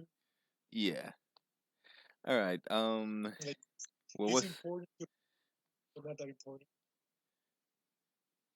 All right. This is the card you want me Without to spoiling it. show, and this Yeah. is forming bonds. Is all colors, cost two, You one already cast soul, it. and it seeks the top four cards of your deck for a Tiger Dragon Warrior, and you put it in your hand. Then you return the rest to your deck and shuffle. Now, I just wanted to illustrate the cards Dragon and Neo Tiger Soul because we were talking about how like Dragon can beat him, but then if Tiger Soul attacks, he can beat Dragon. yeah, So there's a basically rivalry going on. these two guys start a friendship after a rivalry, and Yeah, that's it. they figure out that they're pretty strong together. So um, in the backstory is like I say, they become friends after being enemies, so they're frenemies, and uh, and after that they what's happening here? And after that they become the main characters in the story. So people might say this car is gay. For the LGBT. Yeah, because of This the car was all made the for colorful you know, things going on and two guys, without shirt. But at this moment, um, what was happening is that they were training, and somebody asked for a picture, and this is what happened. that's the PG version, but I'm pretty sure it says podcast episode 6 now. It's I was really happy that it was made. And Stragan's reaching over his shoulder down. That's why his hands like that. He's about to grab it. All right, all right. Alex was just happy to Yeah, that kind of sure. shower. That's Uh, exactly what it is. We don't discriminate. I just told Oversoul that we're nerfing Dark Portal, and he's really sad. yeah, we if after the tournament, but yeah, we're still nerfing it. um, Either was that or Impa. You choose.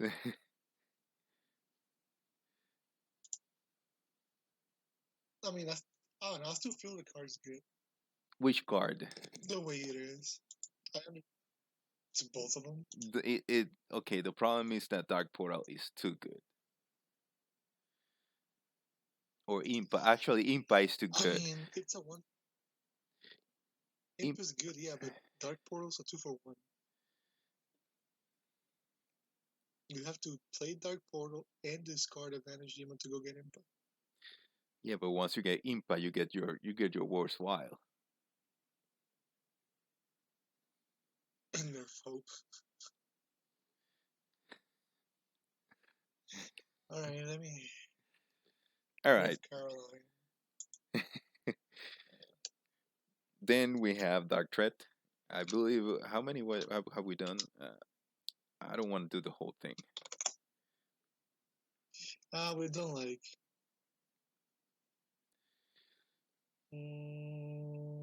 10 cards right now. All right, we're good then. Oversoul also, and that we're very quiet. Or quite.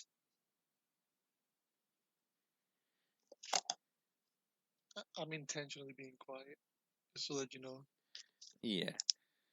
All right. So then we have Dark Threat is two cost. One dark is a technique, so it can be used in either player's battle phase, either player's battle turns, and it requires a demon.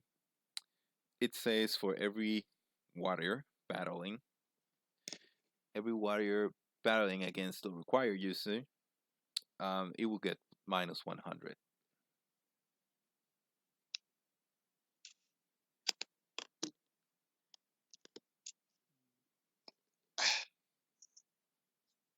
See, this one I'm still on the fence about. On defense or offense? Not on defense, I don't think it's a bad card. I don't think it's a good card. Yeah, I mean, I don't think it is a great card either. It's like I say, it is a card from the starter deck, so that's what it is. Yeah, it is what it is. But again, not much to say. Yeah, it takes 200 power of a team or just 100 of one individual. Yeah, It's like a boost with upside, the best way I can call it. yeah. Again, it's a serviceable card. Like we got Oversoul begging you not to touch Portal or Input. Well, one of them needs to be nerfed in order to um play well. Actually, mm, okay, we will play test the whole tournament with it, and we will also play test with the original rules to see how Impa works because Like I basically said, we what can I look at want rules. what I want to do is take it down to bring it down and Nerf it for the tournaments. For those tournaments that are with the basic rules, I believe Impa is too much of a powerhouse. Maybe I with think the with the regular original rules, rules, Imp is just yeah, I think so too. But we need to play test, to figure that out. yeah. No, but I believe with the regular rules, Imp is like it's good but not great. But Yeah. I do agree. Tournament rules, Imp is insane. All Like right. it's literally the closest thing. Just break the game so no one can break it. Oh my goodness.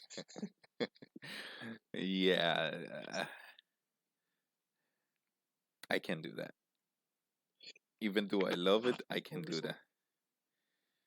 we, Okay. we, we yeah we can't do that. We want to do that. We just play Magic. So then we have demonic regeneration, and it is a zero cost. Um, one soul. It's require a demons, and it basically heal a demon at the end of the turn. This is another card that on the tournament it's not good at all, but in regular rules it's really good. Yeah, it is reverse to Impa, except that you cannot search for this card. I mean, no, it's because since Black has no blockers, there's not really a defensive technique Yeah, so it's really it's not usable unless they attack your creature.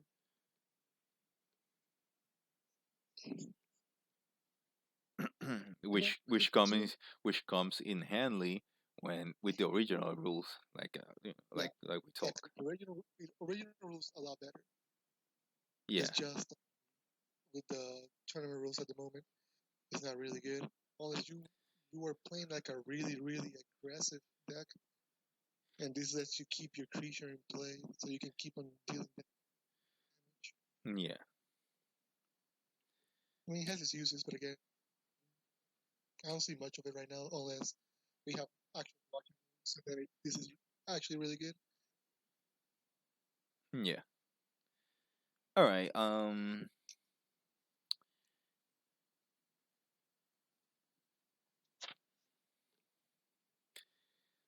Then we have the start of the like an earth deck, which is detention. Is a trigger. It costs two of whichever, light or dark, and one soul. So you mean And light or earth? I mean, yes, light or earth. I'm sorry. If it And was dark, you'd be on my dark deck. yeah, and it requires one soul. And it says that target warrior cannot be sent out to battle this turn. Uh, this card is really good. I Yeah, think this is you the can usually right now with the tournament rules you can use it to stop a blocker, and when they are yeah. attacking you, you can use it to defend, to stop an attacker. So yeah, It's on tournament rules is really good. Situational, but really good. On regular rules, it's I think in regular rules is better. yeah, you on But I regular mean, rules. so Yeah, I believe it's better on regular rules too. because this is the card that breaks stalemates. Like if everything's clogged up, this is the card you're gonna play to just all right. Now your biggest dude can't block, and we're gonna go into town. Yeah. All right.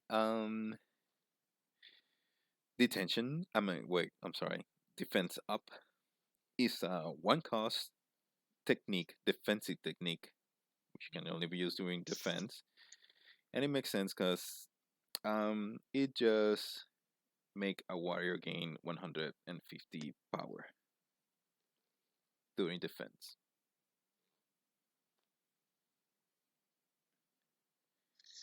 Um,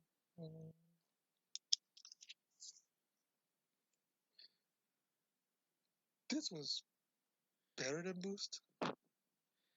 Yeah, boost is not a technique. It's a regular spell. So yeah, No, no, no. But it's a trigger. But I think this is just a counter card to Shadow Ball. Yeah. It's like a little face change of the card, so it's pretty good. Just like Shadow Ball is really good too. All right, then I will get Shadow Ball on the screen so that people can see what he means. Yeah. And this is Shadow Ball. It's a one cost attacking technique. It requires a demon, but it reduced the warrior's target warrior's power by 150.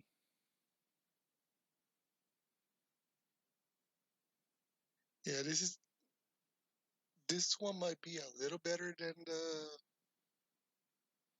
The defense up. defense up because Yeah, it doesn't necessarily target a creature in combat. no, it does. It says battling against the user. I, I'm trying to read it, but it's kind of blurry on my screen. Can All still right. use Dark Ancient for those impulse at least. Oh yeah, Oversoul. You can still pay one soul and put it from the graveyard to your hand. Yeah. We were talking about that as well. I think this is 16 cards right now. All right. I'm gonna do 2025, and that's it. Okay. Um. All right, then we have Dreadful Shadow, a 5 cost, 2 dark. It's a 700 power, 300 support. Is an army, and it has dual damage. Now, when this creature is summoned, it destroys a creature you control. Uh, you can also consume a location, exile a demon from your graveyard to reduce a warrior's power and support by the amount of the support of the exiled warrior.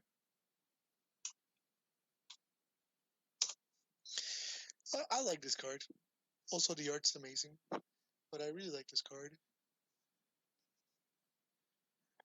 Um, yeah, he has to destroy a creature when it comes into play, but the soul cost of Necrocrosis can return that creature that you destroyed to your hand and play it again.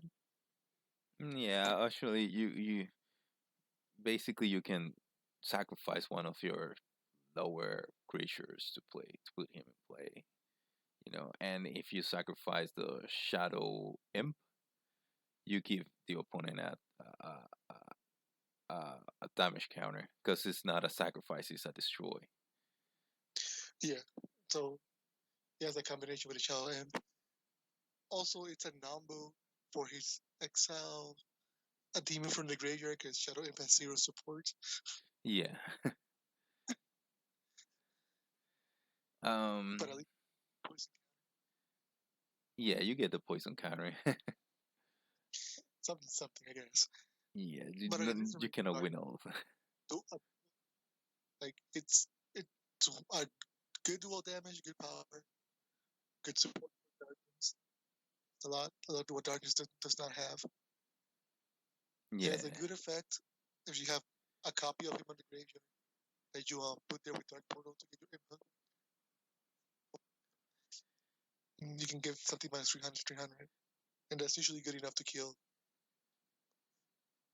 most turn twos, with the exception of like 3 or 4 of them. yeah, three. Yeah, yeah, it does. So yeah, this dude's a powerhouse. It's a really good card, and I'm surprised that a lot of people that are playing the Darkness deck are not playing him. Well, basically, most of the people want the creatures in the field, to attack, to do fast I damage. understand. I understand that, but like once the game gets to a stalemate, and you have no spaces to play your creatures, Yeah, you can play him because he can just bump that creature out of his space. yeah, that's true. So think about it like in Yu-Gi-Oh, a sacrifice summon, where you sacrifice one to play the 6 stars. Mm. Yeah, it is basically that. Yeah, so like, I mean, it's a really good card. I like it a lot. All right.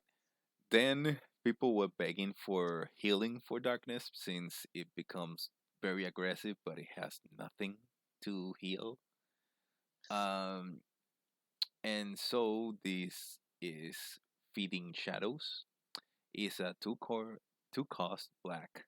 One soul is a trigger effect, and it says sacrifice a non-stunned warrior to recover a life. I like this card for the Darkness deck. Also, it's another really good piece of art. Like I just lightning the crew and he's just puking darkness on you. Feeding it.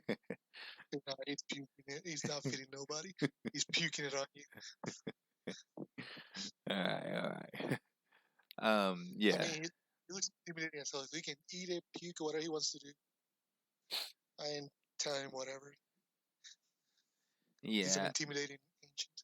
Just in case somebody asks me why is the card black, like totally black, and I want to point out that um, Nino Krolnik's came from the shadows, so that's why the whole thing is dark.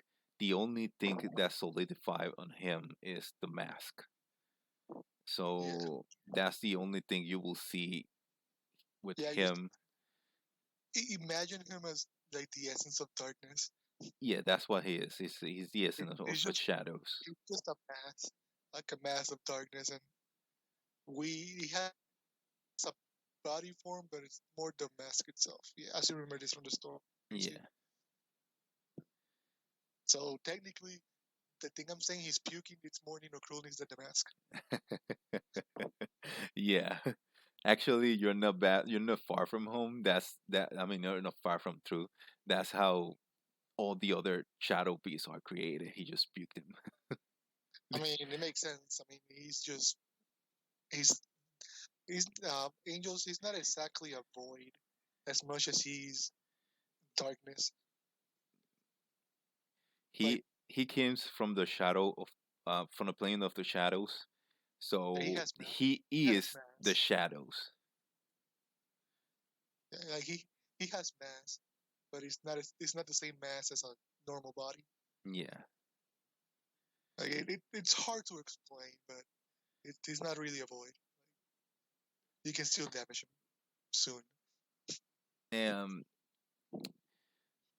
All right. So we will move on. Gap started my game this still. All right. So I guess somebody is playing on tap. Oh, Oversoul asked you if your interview went well. Yeah, we went on through it at the beginning of the podcast, but yes, it went Okay. very, very good. Uh, all right, so then we have Donor Energy Shield. Is a three cost, two light, one of any color, and it has a 350 power, 250 support. It has a blocker ability and an ability that it consumes a location, like location, and it gains Veil until the end of that turn. And Veil is it cannot be target of any spell or any ability.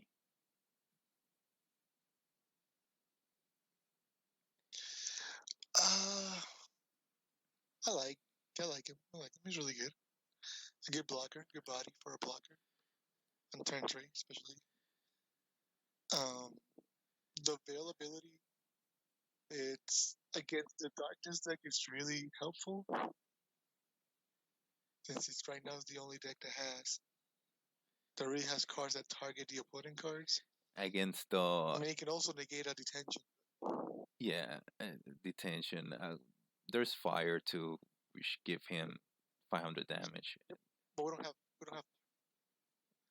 Oh, we're not gonna like show it. Then? it's also, oh okay, yeah, never mind. Yeah, yeah. I mean, stops fire and stops darkness. I guess.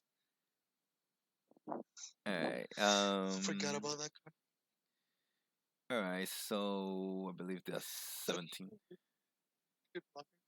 Yeah, it is a good blocker. Yeah, yeah. I mean, the only downside of playing multiple copies is that he's a named character, so you can only have one of them. Yeah. Okay, A then named warrior. I'm sorry. yeah. Then we have Faithful Hill Cleric, and I like this card. This is 2 cost, 1 lightning, 100 power, 200 support. Is an army warrior, which you can have multiple copies, and it has soul charge. You put the top card of your deck under it, and you can pay souls with it. And His the soul charge effect is really good. yeah, that's why I like this card. He's not strong, but the soul charge effect it gives him something. Yeah, no, like the soul charge effect on this card is really good. Like this is anybody that's trying to build darkness in another color, you should go into light just to put 3 copies of this thing. You already have 3 copies of the night as light and darkness, Yeah, because this will let you pay for example, the feeding shadows cost, so you can gain a life without having to like have a soul. And and it lets feed. you play gravity crush earlier. So Hmm. that's this is probably a good color combination for those who want to play darkness and don't know what to kind of combine it with. This is probably the color you want to combine right with. Yeah, I believe so I'll too. It is. It is. yeah, I'll probably make the light darkness deck and give it a run. And if it's good enough, we'll probably post it on the on Discord. All right. Makes sense. And then this is the body we were just talking about. Also an army. I think it's really good too. The revert ability, it's situational, but actually pretty good. And revert is when this warrior is stunned, you are able to consume the land. I mean, the location he's on to heal him at the end of the turn. Yep. It's really good. You can, if you have the exact power as something your opponent has, you can block, have him trade with him, in the turn consume the location and heal him. Your opponent loses his warrior. And 450 and turn 3 is actually pretty good stats. And dual element, also really good. Yeah, that's the part that he shines the more is the dual elements. And for the longest of time, I thought this was a girl. And then I read the style line that says male. All right, what makes you think this was a girl? Well, the uh, breastplate pointing forward. So I was like, I no. thought that was like their actual breast. I was like, oh, here's a girl with some big bulky arms. She a strong lady. Then I read male. Oh, I'm sorry. All right, all right. It was Um, like one of those oop moments. I am going to go into energy whip. I'm sorry. Is 2 costs with no element. Uh, it has a trigger ability that it says. I'm gonna continue with the non-trigger ability. Equip warrior gains plus 100 and energy combat, but it has a mastery with Blondie, which says equip mastery warrior or Blondie gains power and support plus 100 and energy combat. Now, the trigger ability is where this card shines. Basically, if you have Blondie in play, this becomes a healing. Yeah, You equip it to her. that is exactly where this card shines. With Blondie in play, it becomes a healing potion. Yeah. Actually, it becomes even better than a healing potion. Yeah, it gives you it's a healing potion and a boost. Yeah, It's a really good card. It's like I like it because you can do a kind of a Blondie Sentry deck, especially with the promo, since you can have 6 copies of a Blondie. No. You can have Yeah, you can six have. coffee Blondie if you have the childhood and the adult version. Yeah. If you have the promo and TD Beauty. No, they have the same name. Yeah, but you can have 6 copies of her on the deck. No, I mean, no. no, they have the same name. They both say Blondie. They both say name Blondie and a title that is different. Oh, I thought the name just didn't. You just couldn't play them and put them on the field No, it's because they had the same. no, they have a name and a title. So if the name is the same, the title doesn't matter. If the name is the same, you can put only three of them in the deck. However, you have a Like, childhood well, version.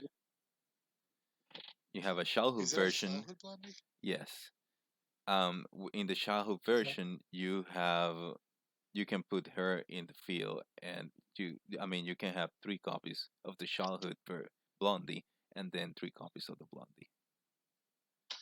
Oh, uh, is the Blondie the childhood version out already or not yet? No, not yet. No, there is All a right. childhood version, but it's not on the cards yet. Okay. I mean, this card's still good. You have a Blondie out.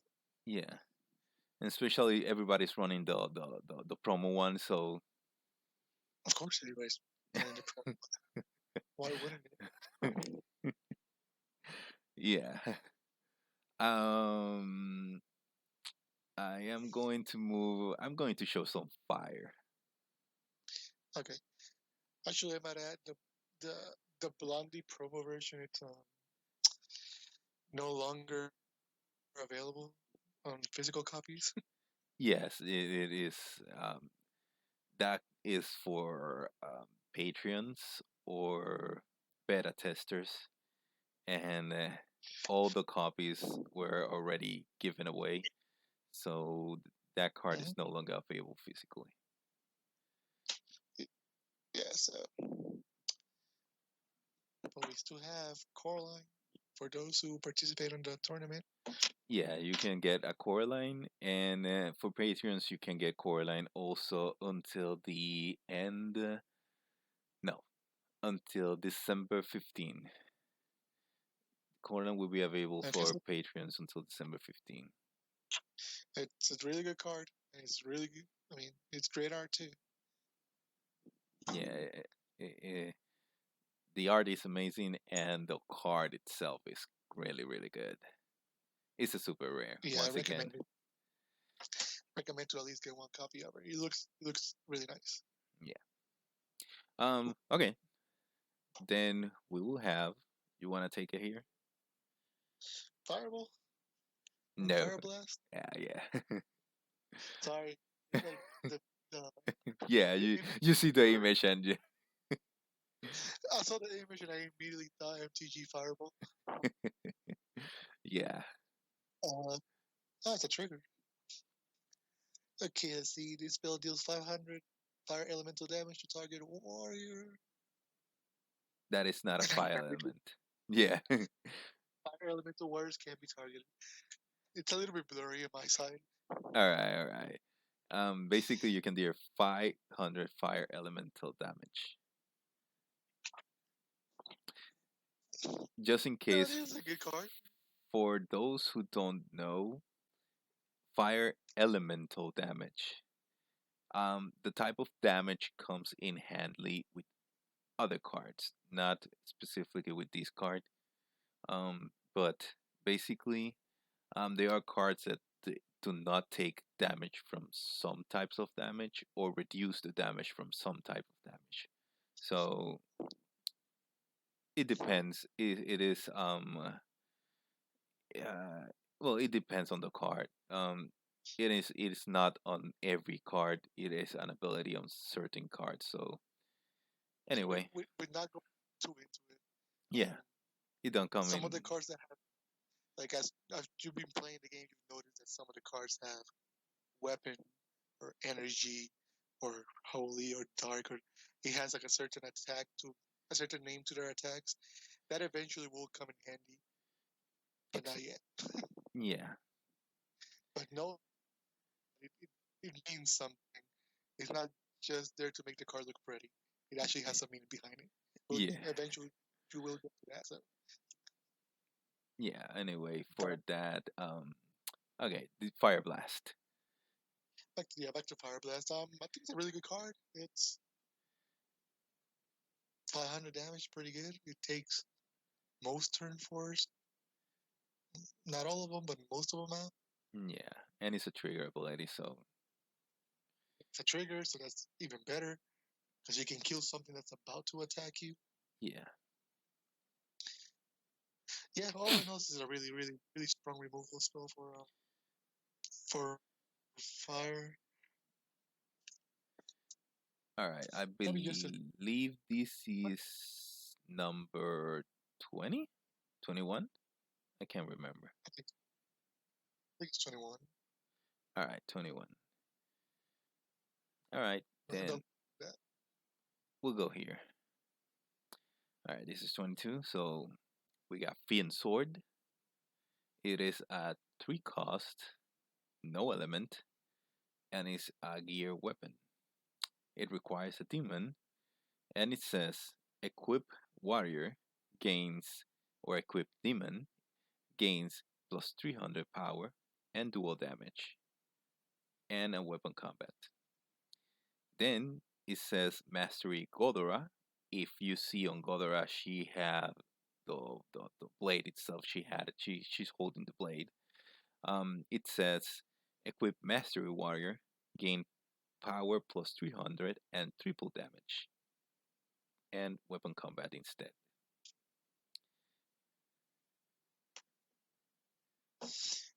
I like this card. Really aggressive. Yeah, it is. It is a good card to have. It was nerf just in case, but it was a good card to have. It, Huh? what in the actual hell was the card before this? It simply add another damage. So if you have a triple damage, it becomes a quadruple damage. Oh, I mean, yeah, I understand why you got the dual damage instead of extra Yeah, damage. yeah, it is. It was nerf. I can only imagine you equip the fiend so attack somebody, play Impa, and you get triple Yeah, damage. I don't know. that was exactly the point, and that was why it was nerf. But again, even with the downgrade to just dual damage, it's still a good. Yeah. Okay. Yeah. Give me a Hey, minute. Um. hey, your sound's cutting out. Oh, I'm sorry. Do you hear the card or?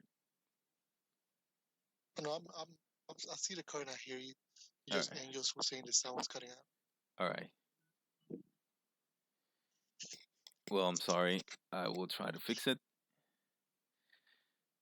All right. So basically, this card is just a boost, a continuous boost.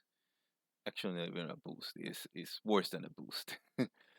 um, but it allows the rebels to have energy combat damage, which is the base of the spell that holds that deck together. Um, rebels are physical, most of them, but there are spells that requires you to change combat damage in order to use different types of stuff. Um, basically, they came. You're gonna have one rebel soldier, one rebel cleric, one rebel knight, and they do whatever it is that they do, but the spells require to be in a specific type of combat damage. And this is the first deck that is going to be like this. It's an experimental deck. I was gonna, Yeah, I mean, again, there's a for a lot of the players that are playing the game right now, there's a lot of cards that are not going to make some sense Yes. because not all the cards have been released. So again, we appreciate that you're enjoying the game and giving us your support, but be a little patient with us. Yeah, it will eventually everything comes into play, so you'll see. And we don't want to overload people with so many um, effects and things for you to remember while you're playing the game. We don't want to make it a hassle to remember every single nuance. We'd rather you learn the basics first and a little bit of the advanced stuff, then slowly but surely we'll start feeding you the mechanics that are not out yet, but you already have a grasp of the game. That way it doesn't feel like a hassle. You're just like, oh, this is new. I want to experiment this. I want to use the rebels, or I want to use the pirates, or the ninjas, or all these other creature types that have incredibly amazing effects. Yeah, the ninjas are gonna be good. I like that mechanic. Anyway, um, we're gonna move to the last card. Actually, I should. Okay, I will do one more. I will show you an ultra rare card for last. Or at least a rare. Oh Lord, Okay, this is blast the long ranger, what? blast the long. All right. Okay, this is giant boomerang. It is a gear weapon. You equip it to a ninja, and it has a mastery with glimmer. And the regular equipment says, equip warrior gets power attack plus 200 and weapon combat. So when he goes into battle, he gains plus 200 attack. Now the mastery is for glimmer, and it says equipped warrior gains power plus 200 and dual damage.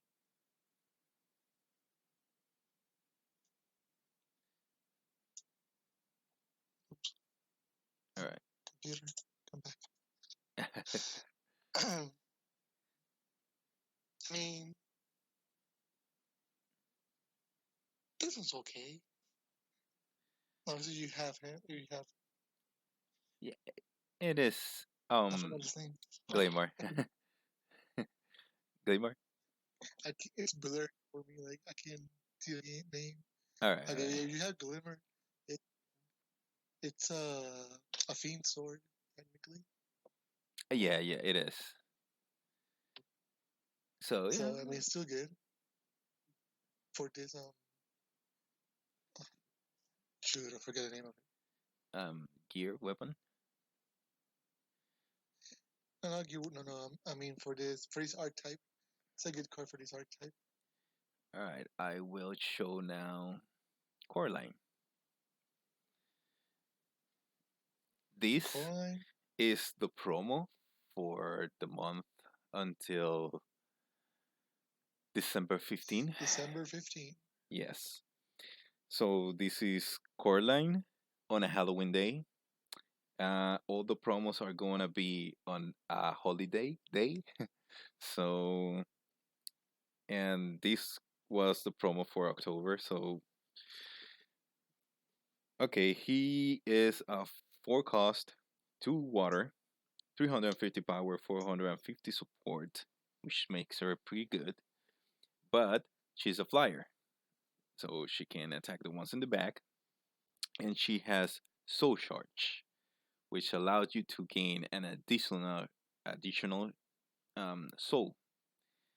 Now, whenever a female warrior comes into play, you can foresight one, which is look at the top card of your deck and decide if you want to put it on the top or the bottom of the deck.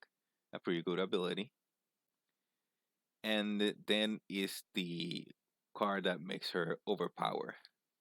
The effect that makes her overpower, which is that other female warriors you control gain spell guard, which cannot be target of opponent spells or abilities. Yeah, she's really good. Like really, really good. Yeah, and Good stats. Again, she's really really good, but I'm not 100% worried about the meta with her because she's a promo. So promos Yeah, tend to be insanely good, yeah. but It is very rare. Nobody. like I say, promos. Right now, you can play the promos on Untap, but it's not like you're gonna have them physical around. So just Yes, a few people gonna have them. unless, unless you have Patreon supporter, Yeah. um, or the tournament, you only have one copy of her, and she's really good at multiples. Well, patrons can get multiples, but yeah. Hmm. Um. Well, I mean, you want two. Yeah, you want two of them at least. Same thing with the already defunct Blondie. Blondie on a summer's day. Yeah. Yeah, she's another promo that you want to copy stuff. I run three. I run two of these You get because of three Blondie. because it's turn four, but I run three of the other because it's a turn two. Me, I don't remember if I run three or two. I might run three too. Just saying, like, you might want to run two of each. Yeah. You want three Blondies because you're also running like two whips. Yeah, that's true. So you need Blondie more than you need Coraline. But you can also run three childhood Coralines and two of these Coralines. And you should be good. Yeah, that's actually how I run it. She can also rank up, so basically she gains two souls when she comes into play by ranking up. Um, Yeah, again, she's a really good card. Like everything about this card is good. And this, like the card came out, it looks amazing. yeah, it does. I am thankful for um Monabe Monabe's for the art. The card is really amazing. Yeah, Um, did it well. yeah, and I was amazed. He actually didn't um he didn't ask for anything. He did it. He, it was a give it. He gave it up. So Yeah, thank you. how did like his own heart. So we Um, appreciate him. yeah, we did. We really do. Again, really nice art. Really, really nice art. Yeah. Um. And Well, a fan favorite. yeah, it is a fun. It actually is the fans' favorite. uh. Yeah, it is this built already like a reputation. Like he has a cult following. It's only been out for like a month. Already has like probably a Facebook to worship her. Yeah. Well, we'll see how it goes when we reveal the one for December. So we'll see. Uh, I need to get in touch with that girl. Not alive. All right, but anyway, well, I want to say thanks for everyone that has listened to the podcast. We haven't finished just in case. um, One thing we want to do now is we want to talk now about a little bit about like we always do on our podcast. We take something from a game, like in the first one was help me here, I can't remember. I know it was art on one of them. Um, No, art was no art was the first one. Yeah, it was art. Then mechanics. Game mechanics was m- the first one. game rules. We didn't touch game mechanics yet. The mechanics didn't. Yeah, was it rules? I thought it Yeah. was mechanics. Uh, what Like for we might have touched. not Yeah, we might have touched mechanics. I can't remember right now. I have to check again on the list, but yeah. it's not mechanics from the cards, but mechanics from the game. You know, like on keep, draw, deploy, whatever. Like those mechanics, Yeah. like the steps. We're talking Oh yeah, yes. We were talking about that we there's certain stuff that we always have to use from other games. So yeah, it was mechanics. All right, so about like draw step and without deploying step. Yes. Um. So we also touch something about sexism on the game. You know, like over sexualizing the game, Sexuality. and Yeah. We actually talked when we did art. We also did a little bit of over sexualization of um the media, and yeah, then the next one we also did over sexualization again because we had the situation yeah, with one of our players talking about Coraline, I believe it was. yeah. Um. All right. So today we are going to talk a little bit about um lore. Have we touched that one yet? I think we touched bases at the beginning because we talk about everything, but Yeah. have we talk about lore? Uh, no, in detail, but we did we mentioned it a little bit that we like when we were talking about what we like about our card games, Yeah, and we mentioned that not the art, but like the story behind it. yeah, Like you want the card to tell you a story, so you can get into the game itself. yes. So And we anyway, kind of let's talk about lore a little bit, and specifically um, flavor text, which is where I am going to. Um, so uh, I know that you are so, and I am too. I like my games to have some kind of lore for me to follow. Um, yeah. okay, but do you like the lore to be specified on the cards, or do you want to? I don't know how to say this. Okay, do you want your flavor text to be a part of a lore, or do you want your flavor text to be something that is happening on the lore? Um, it's actually a good question. I don't mind if the flavor text has to do with the lore, like with something that's happening. Like let's say the card it's kill target whatever, and the flavor text is something on the lines of "You took my family, you took my friends, now I take your life," Yeah. and it has a close quote in the name of the character, like Gertrudis, whatever. All right. Yeah, you may It think. pictures the girls just killing somebody, and I mean it adds to it, like oh yeah, so she did this. That's Be- pretty cool. yes. But at the same time, I also like vague flavor text where the card might say Boom. destroy all non-humans human, Say what? and the flavor I'm saying like a card that says destroy all non-humans, All right. and then the flavor text is something around and the wicked shall revolt, for his name is the Lord. It's like a quote from the Bible. All right. All right. It's just like All right. why this quote? All right. The thing that I'm going through is that I'm going to. I'm sorry. Is um. Do you prefer the lore? Right now, I am. I have the story of the of the card game. Um. Yeah.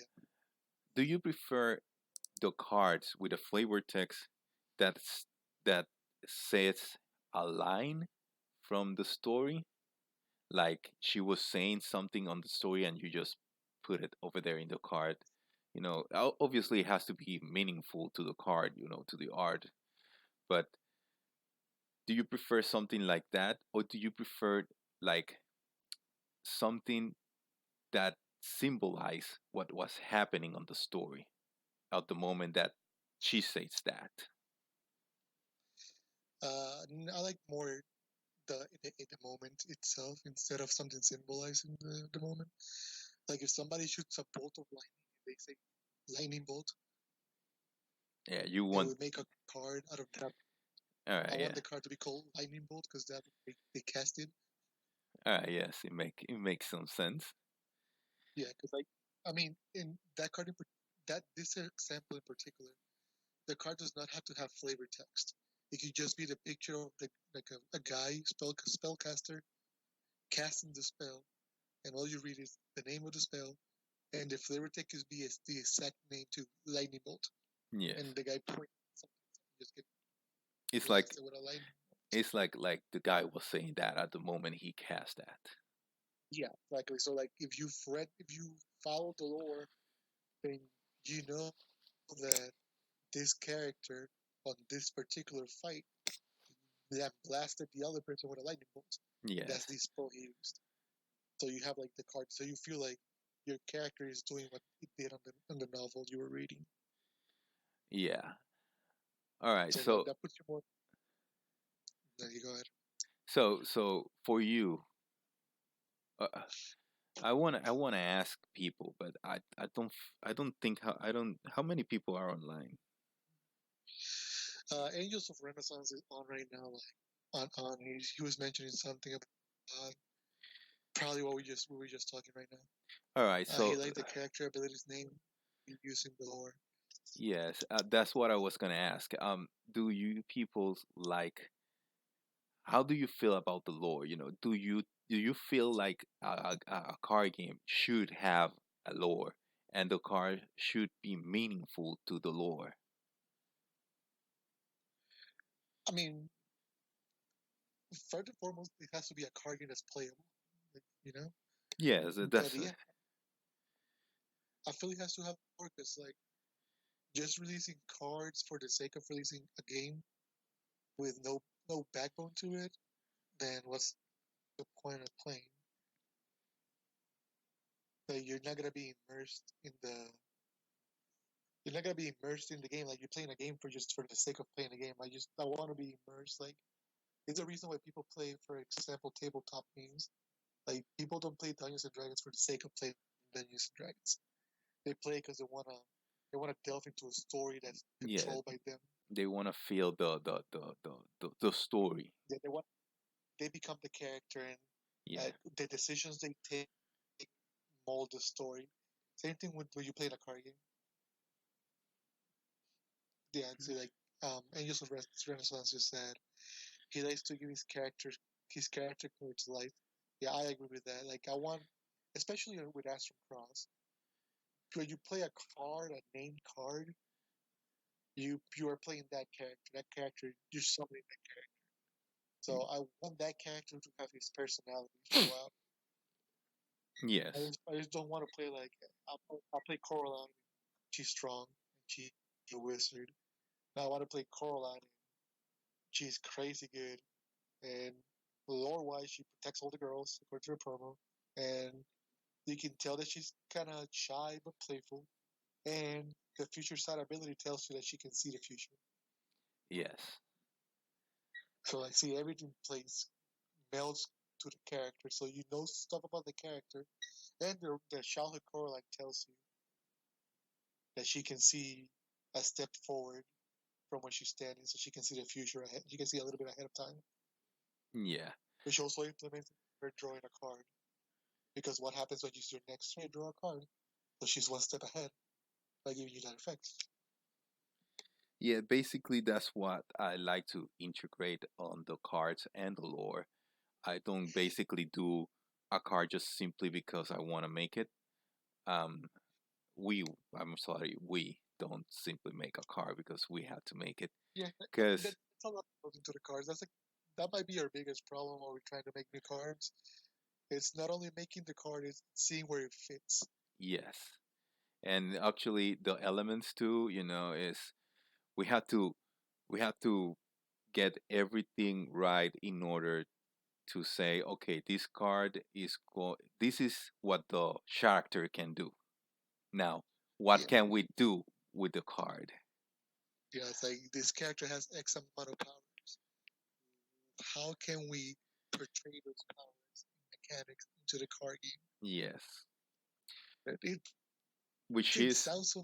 The explanation sounds so simple, but it's so complicated. yeah, and that is Especially, what I like. I'm sorry. I was like, especially when you have like some complex characters. Like I don't want to spoil, but we have one character that's extremely complex. Yeah. That's coming out soon, I believe. And he was super complex. We went back and forth for hours just to give Uh, this character his mechanic. Let me ask. It is the air. The. Yep, Oh yeah, yeah, yeah. It is. is the person that big fight and does something that something Yeah, someplace something. Yeah. Yep. yeah, Remember we argued for hours and hours just to figure out his mechanic yeah, because he's special. I'm gonna leave it at that. He's really special. yeah. It is the staple of that element. So Yeah, we want it to be he's something special, but not crazy good. So we have. yeah he's the face. He's the face of this archetype, Yeah, and lore wise, he's really special. yeah. He's crazy good lore wise, but Yeah, he we had I to mean, balance everything for the card game. I, I wish that people were able to read this story before Discord was released, because the card's gonna be good, but when you read the story, you're gonna realize that the card barely does him justice. Yeah, it Because, but we could not make him like we wanted. Like we really went back and forth here. well, like I say, there are going to be three versions of additional to this card. So I'm just saying, they, just wait for the comic ultra secret mythic rare of him. yeah, it is. That's where you can see his overall power. He probably is gonna be the next summer's promo card, just so we can get away with putting all the stuff we need to put on him. Nah, no. But To anyway, be the to be a promo too. but yeah, what I mean is, I really like my cars to have a lore. They need. I need to feel like I need to feel and play. Like I am playing this because it has some meaning. So when I Yeah, see a card and I see that, oh, this card goes with this card, I see how they relate. How you call this? I see how these cards match. Like, they kind of correlate to each other. yeah. So that's what I like to see in a card game. Is Yeah, for me it is very important. I don't play card games just because. All right, this game is. Oh, here is a stack of cards, and we just throw them at each other. I mean, I also like kind of mundane or vague flavor text and card text. Like sometimes the card makes no sense whatsoever, and later down the line, the card makes perfect sense, and you're like, oh wow. Yeah, I I, understand now. I like those too. And again, I also like the tongue-in-cheek stuff. No, yeah, I'm a fan of. Sometimes you need to have some fun, some Yeah, like creativity. for example, like I love Goblin flavor text in Magic because they have some of the stupidest flavor text, All but it's right. just like so funny. It's so out of place. What's the flavor text for? Uh, hmm, let's see if I can remember exactly the flavor text of Goblin Cannon. I think it's a 4 mana artifact. You pay 2, sacrifice a creature, and it deals 2 damage. I might be wrong. Anyways, I think the flavor text is step 1, find your cousin. Step 2, put him in the cannon. Step 3, find another cousin. All right, yeah, that's funny. Yes. Okay. Or like there was this card from Onslaught. It's a goblin too. He's a 3/3 for 4 mana, and he gives all goblins +3/+0 if they attack. But at the end of turn, you gotta sacrifice all goblins that attacked. All right. And his flavor text is everybody but me charge, Yeah. which makes sense because he's the one giving you the boost, but he knows you're gonna die. It might have been his flavor text, or that might have been the tactician. Like I don't remember exactly what the card is, but like flavor text like that, or flavor text for a Riptide replicator, which the flavor text reads, "The subject seems to be broken." All right. Actually, no, it's not Riptide replicator. It's on deep analysis. The flavor text is the subject seems to be broken, and the picture is like these two cephalids studying Manticore. And Studying. Manticore is a card from Versus Saga. It's like a Studying. 4/4 for 4 colors. I think you have to discard a card in your upkeeps. But you can pay 2 to deal 1 damage to creatures and pay 2 to regenerate them. All right. So he was considered broken back in the day. Oh, okay. Now I got it. So it's full circle, like is the head of him is like the subject seems to be broken. Like, oh, that's funny for Yeah. all Magic players. Like little tidbits like that, like they're funny. Yeah. Also like mundane, serious, like when they want to make a card seem powerful, like Kamal's flavor text from Odyssey. I believe his flavor text is, "I didn't come here to fight. I came here to win." Yeah. That's a And very he good looks like flavor this big test. old massive muscles, and you're like, yeah, yeah, he came to smack me on the face, and I gotta better shut up. Yeah. Um. Like. Okay. I'll take it that the cards needs to. I mean, at least for me, and you just said it for yourself. They have to need a lore. They need to have a lore, at least for us. And even if it is a simple lore, something simple, but I need to feel like they are part of something. I don't want a car just to exist because it does. Um, Now it is it is good also if you have this um, funny flavor text because And he's break. yeah, it breaks the ice. Um, so yeah, Yeah, like, you don't want everything to be serious. Like sometimes it's good to have a little bit of fun.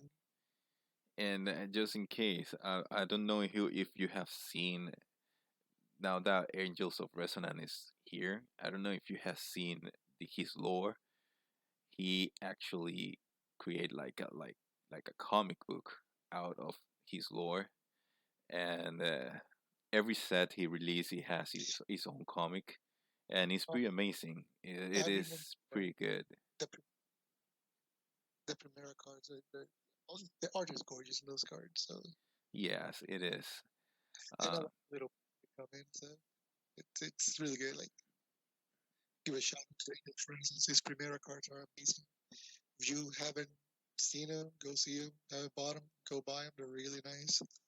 Even if you don't want to play the card game, the art on them is amazing.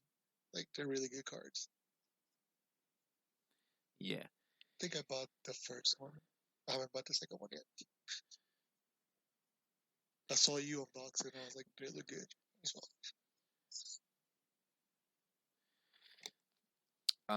So, anyways, the just in case the decks, I believe I put an announcement when the decks were released, but the decks have their own lore. My decks at least. Uh, the darkness decks, it mixed two lores, but they all mix together. Like Nino Cruel mixed like Octo. The story behind Yeah. Octo is a different story, but the story behind Nino Krulnix is a different story. Yet Nino Krulnix is the father of Octo. In case you didn't know, I believe one of the cards says Uh, something about father. spoiler alert. No, it is written on one of the cards. Spoiler alert. No, okay, Kai, spoiler alert. I don't think anybody's read the full cards. Yeah, So but he said on one of the cards, the guy and here he was tomorrow, talking to him. So, you'll see but tomorrow Mango's gonna be like, Nino Cruz is. Oh my goodness. Yeah, but basically, He'll eventually um, figure out that say what? impact. He'll eventually figure out that Imp is a double agent or something. Well, he's not a double agent. He's just he's not. He's just delivering message between the shadow plane um where Nino Kronix is, and the material plane where another ancient that I don't want to mention because it's not on the first set is. He who shall not be named is. Yes. That's Lord Voldemort. So anyway, But basically the shadow. Okay, the if you see the night, the falling night over there, it's because on the first half of the lore, the shadow realm. oh, you're cutting off. Oh, I'm sorry.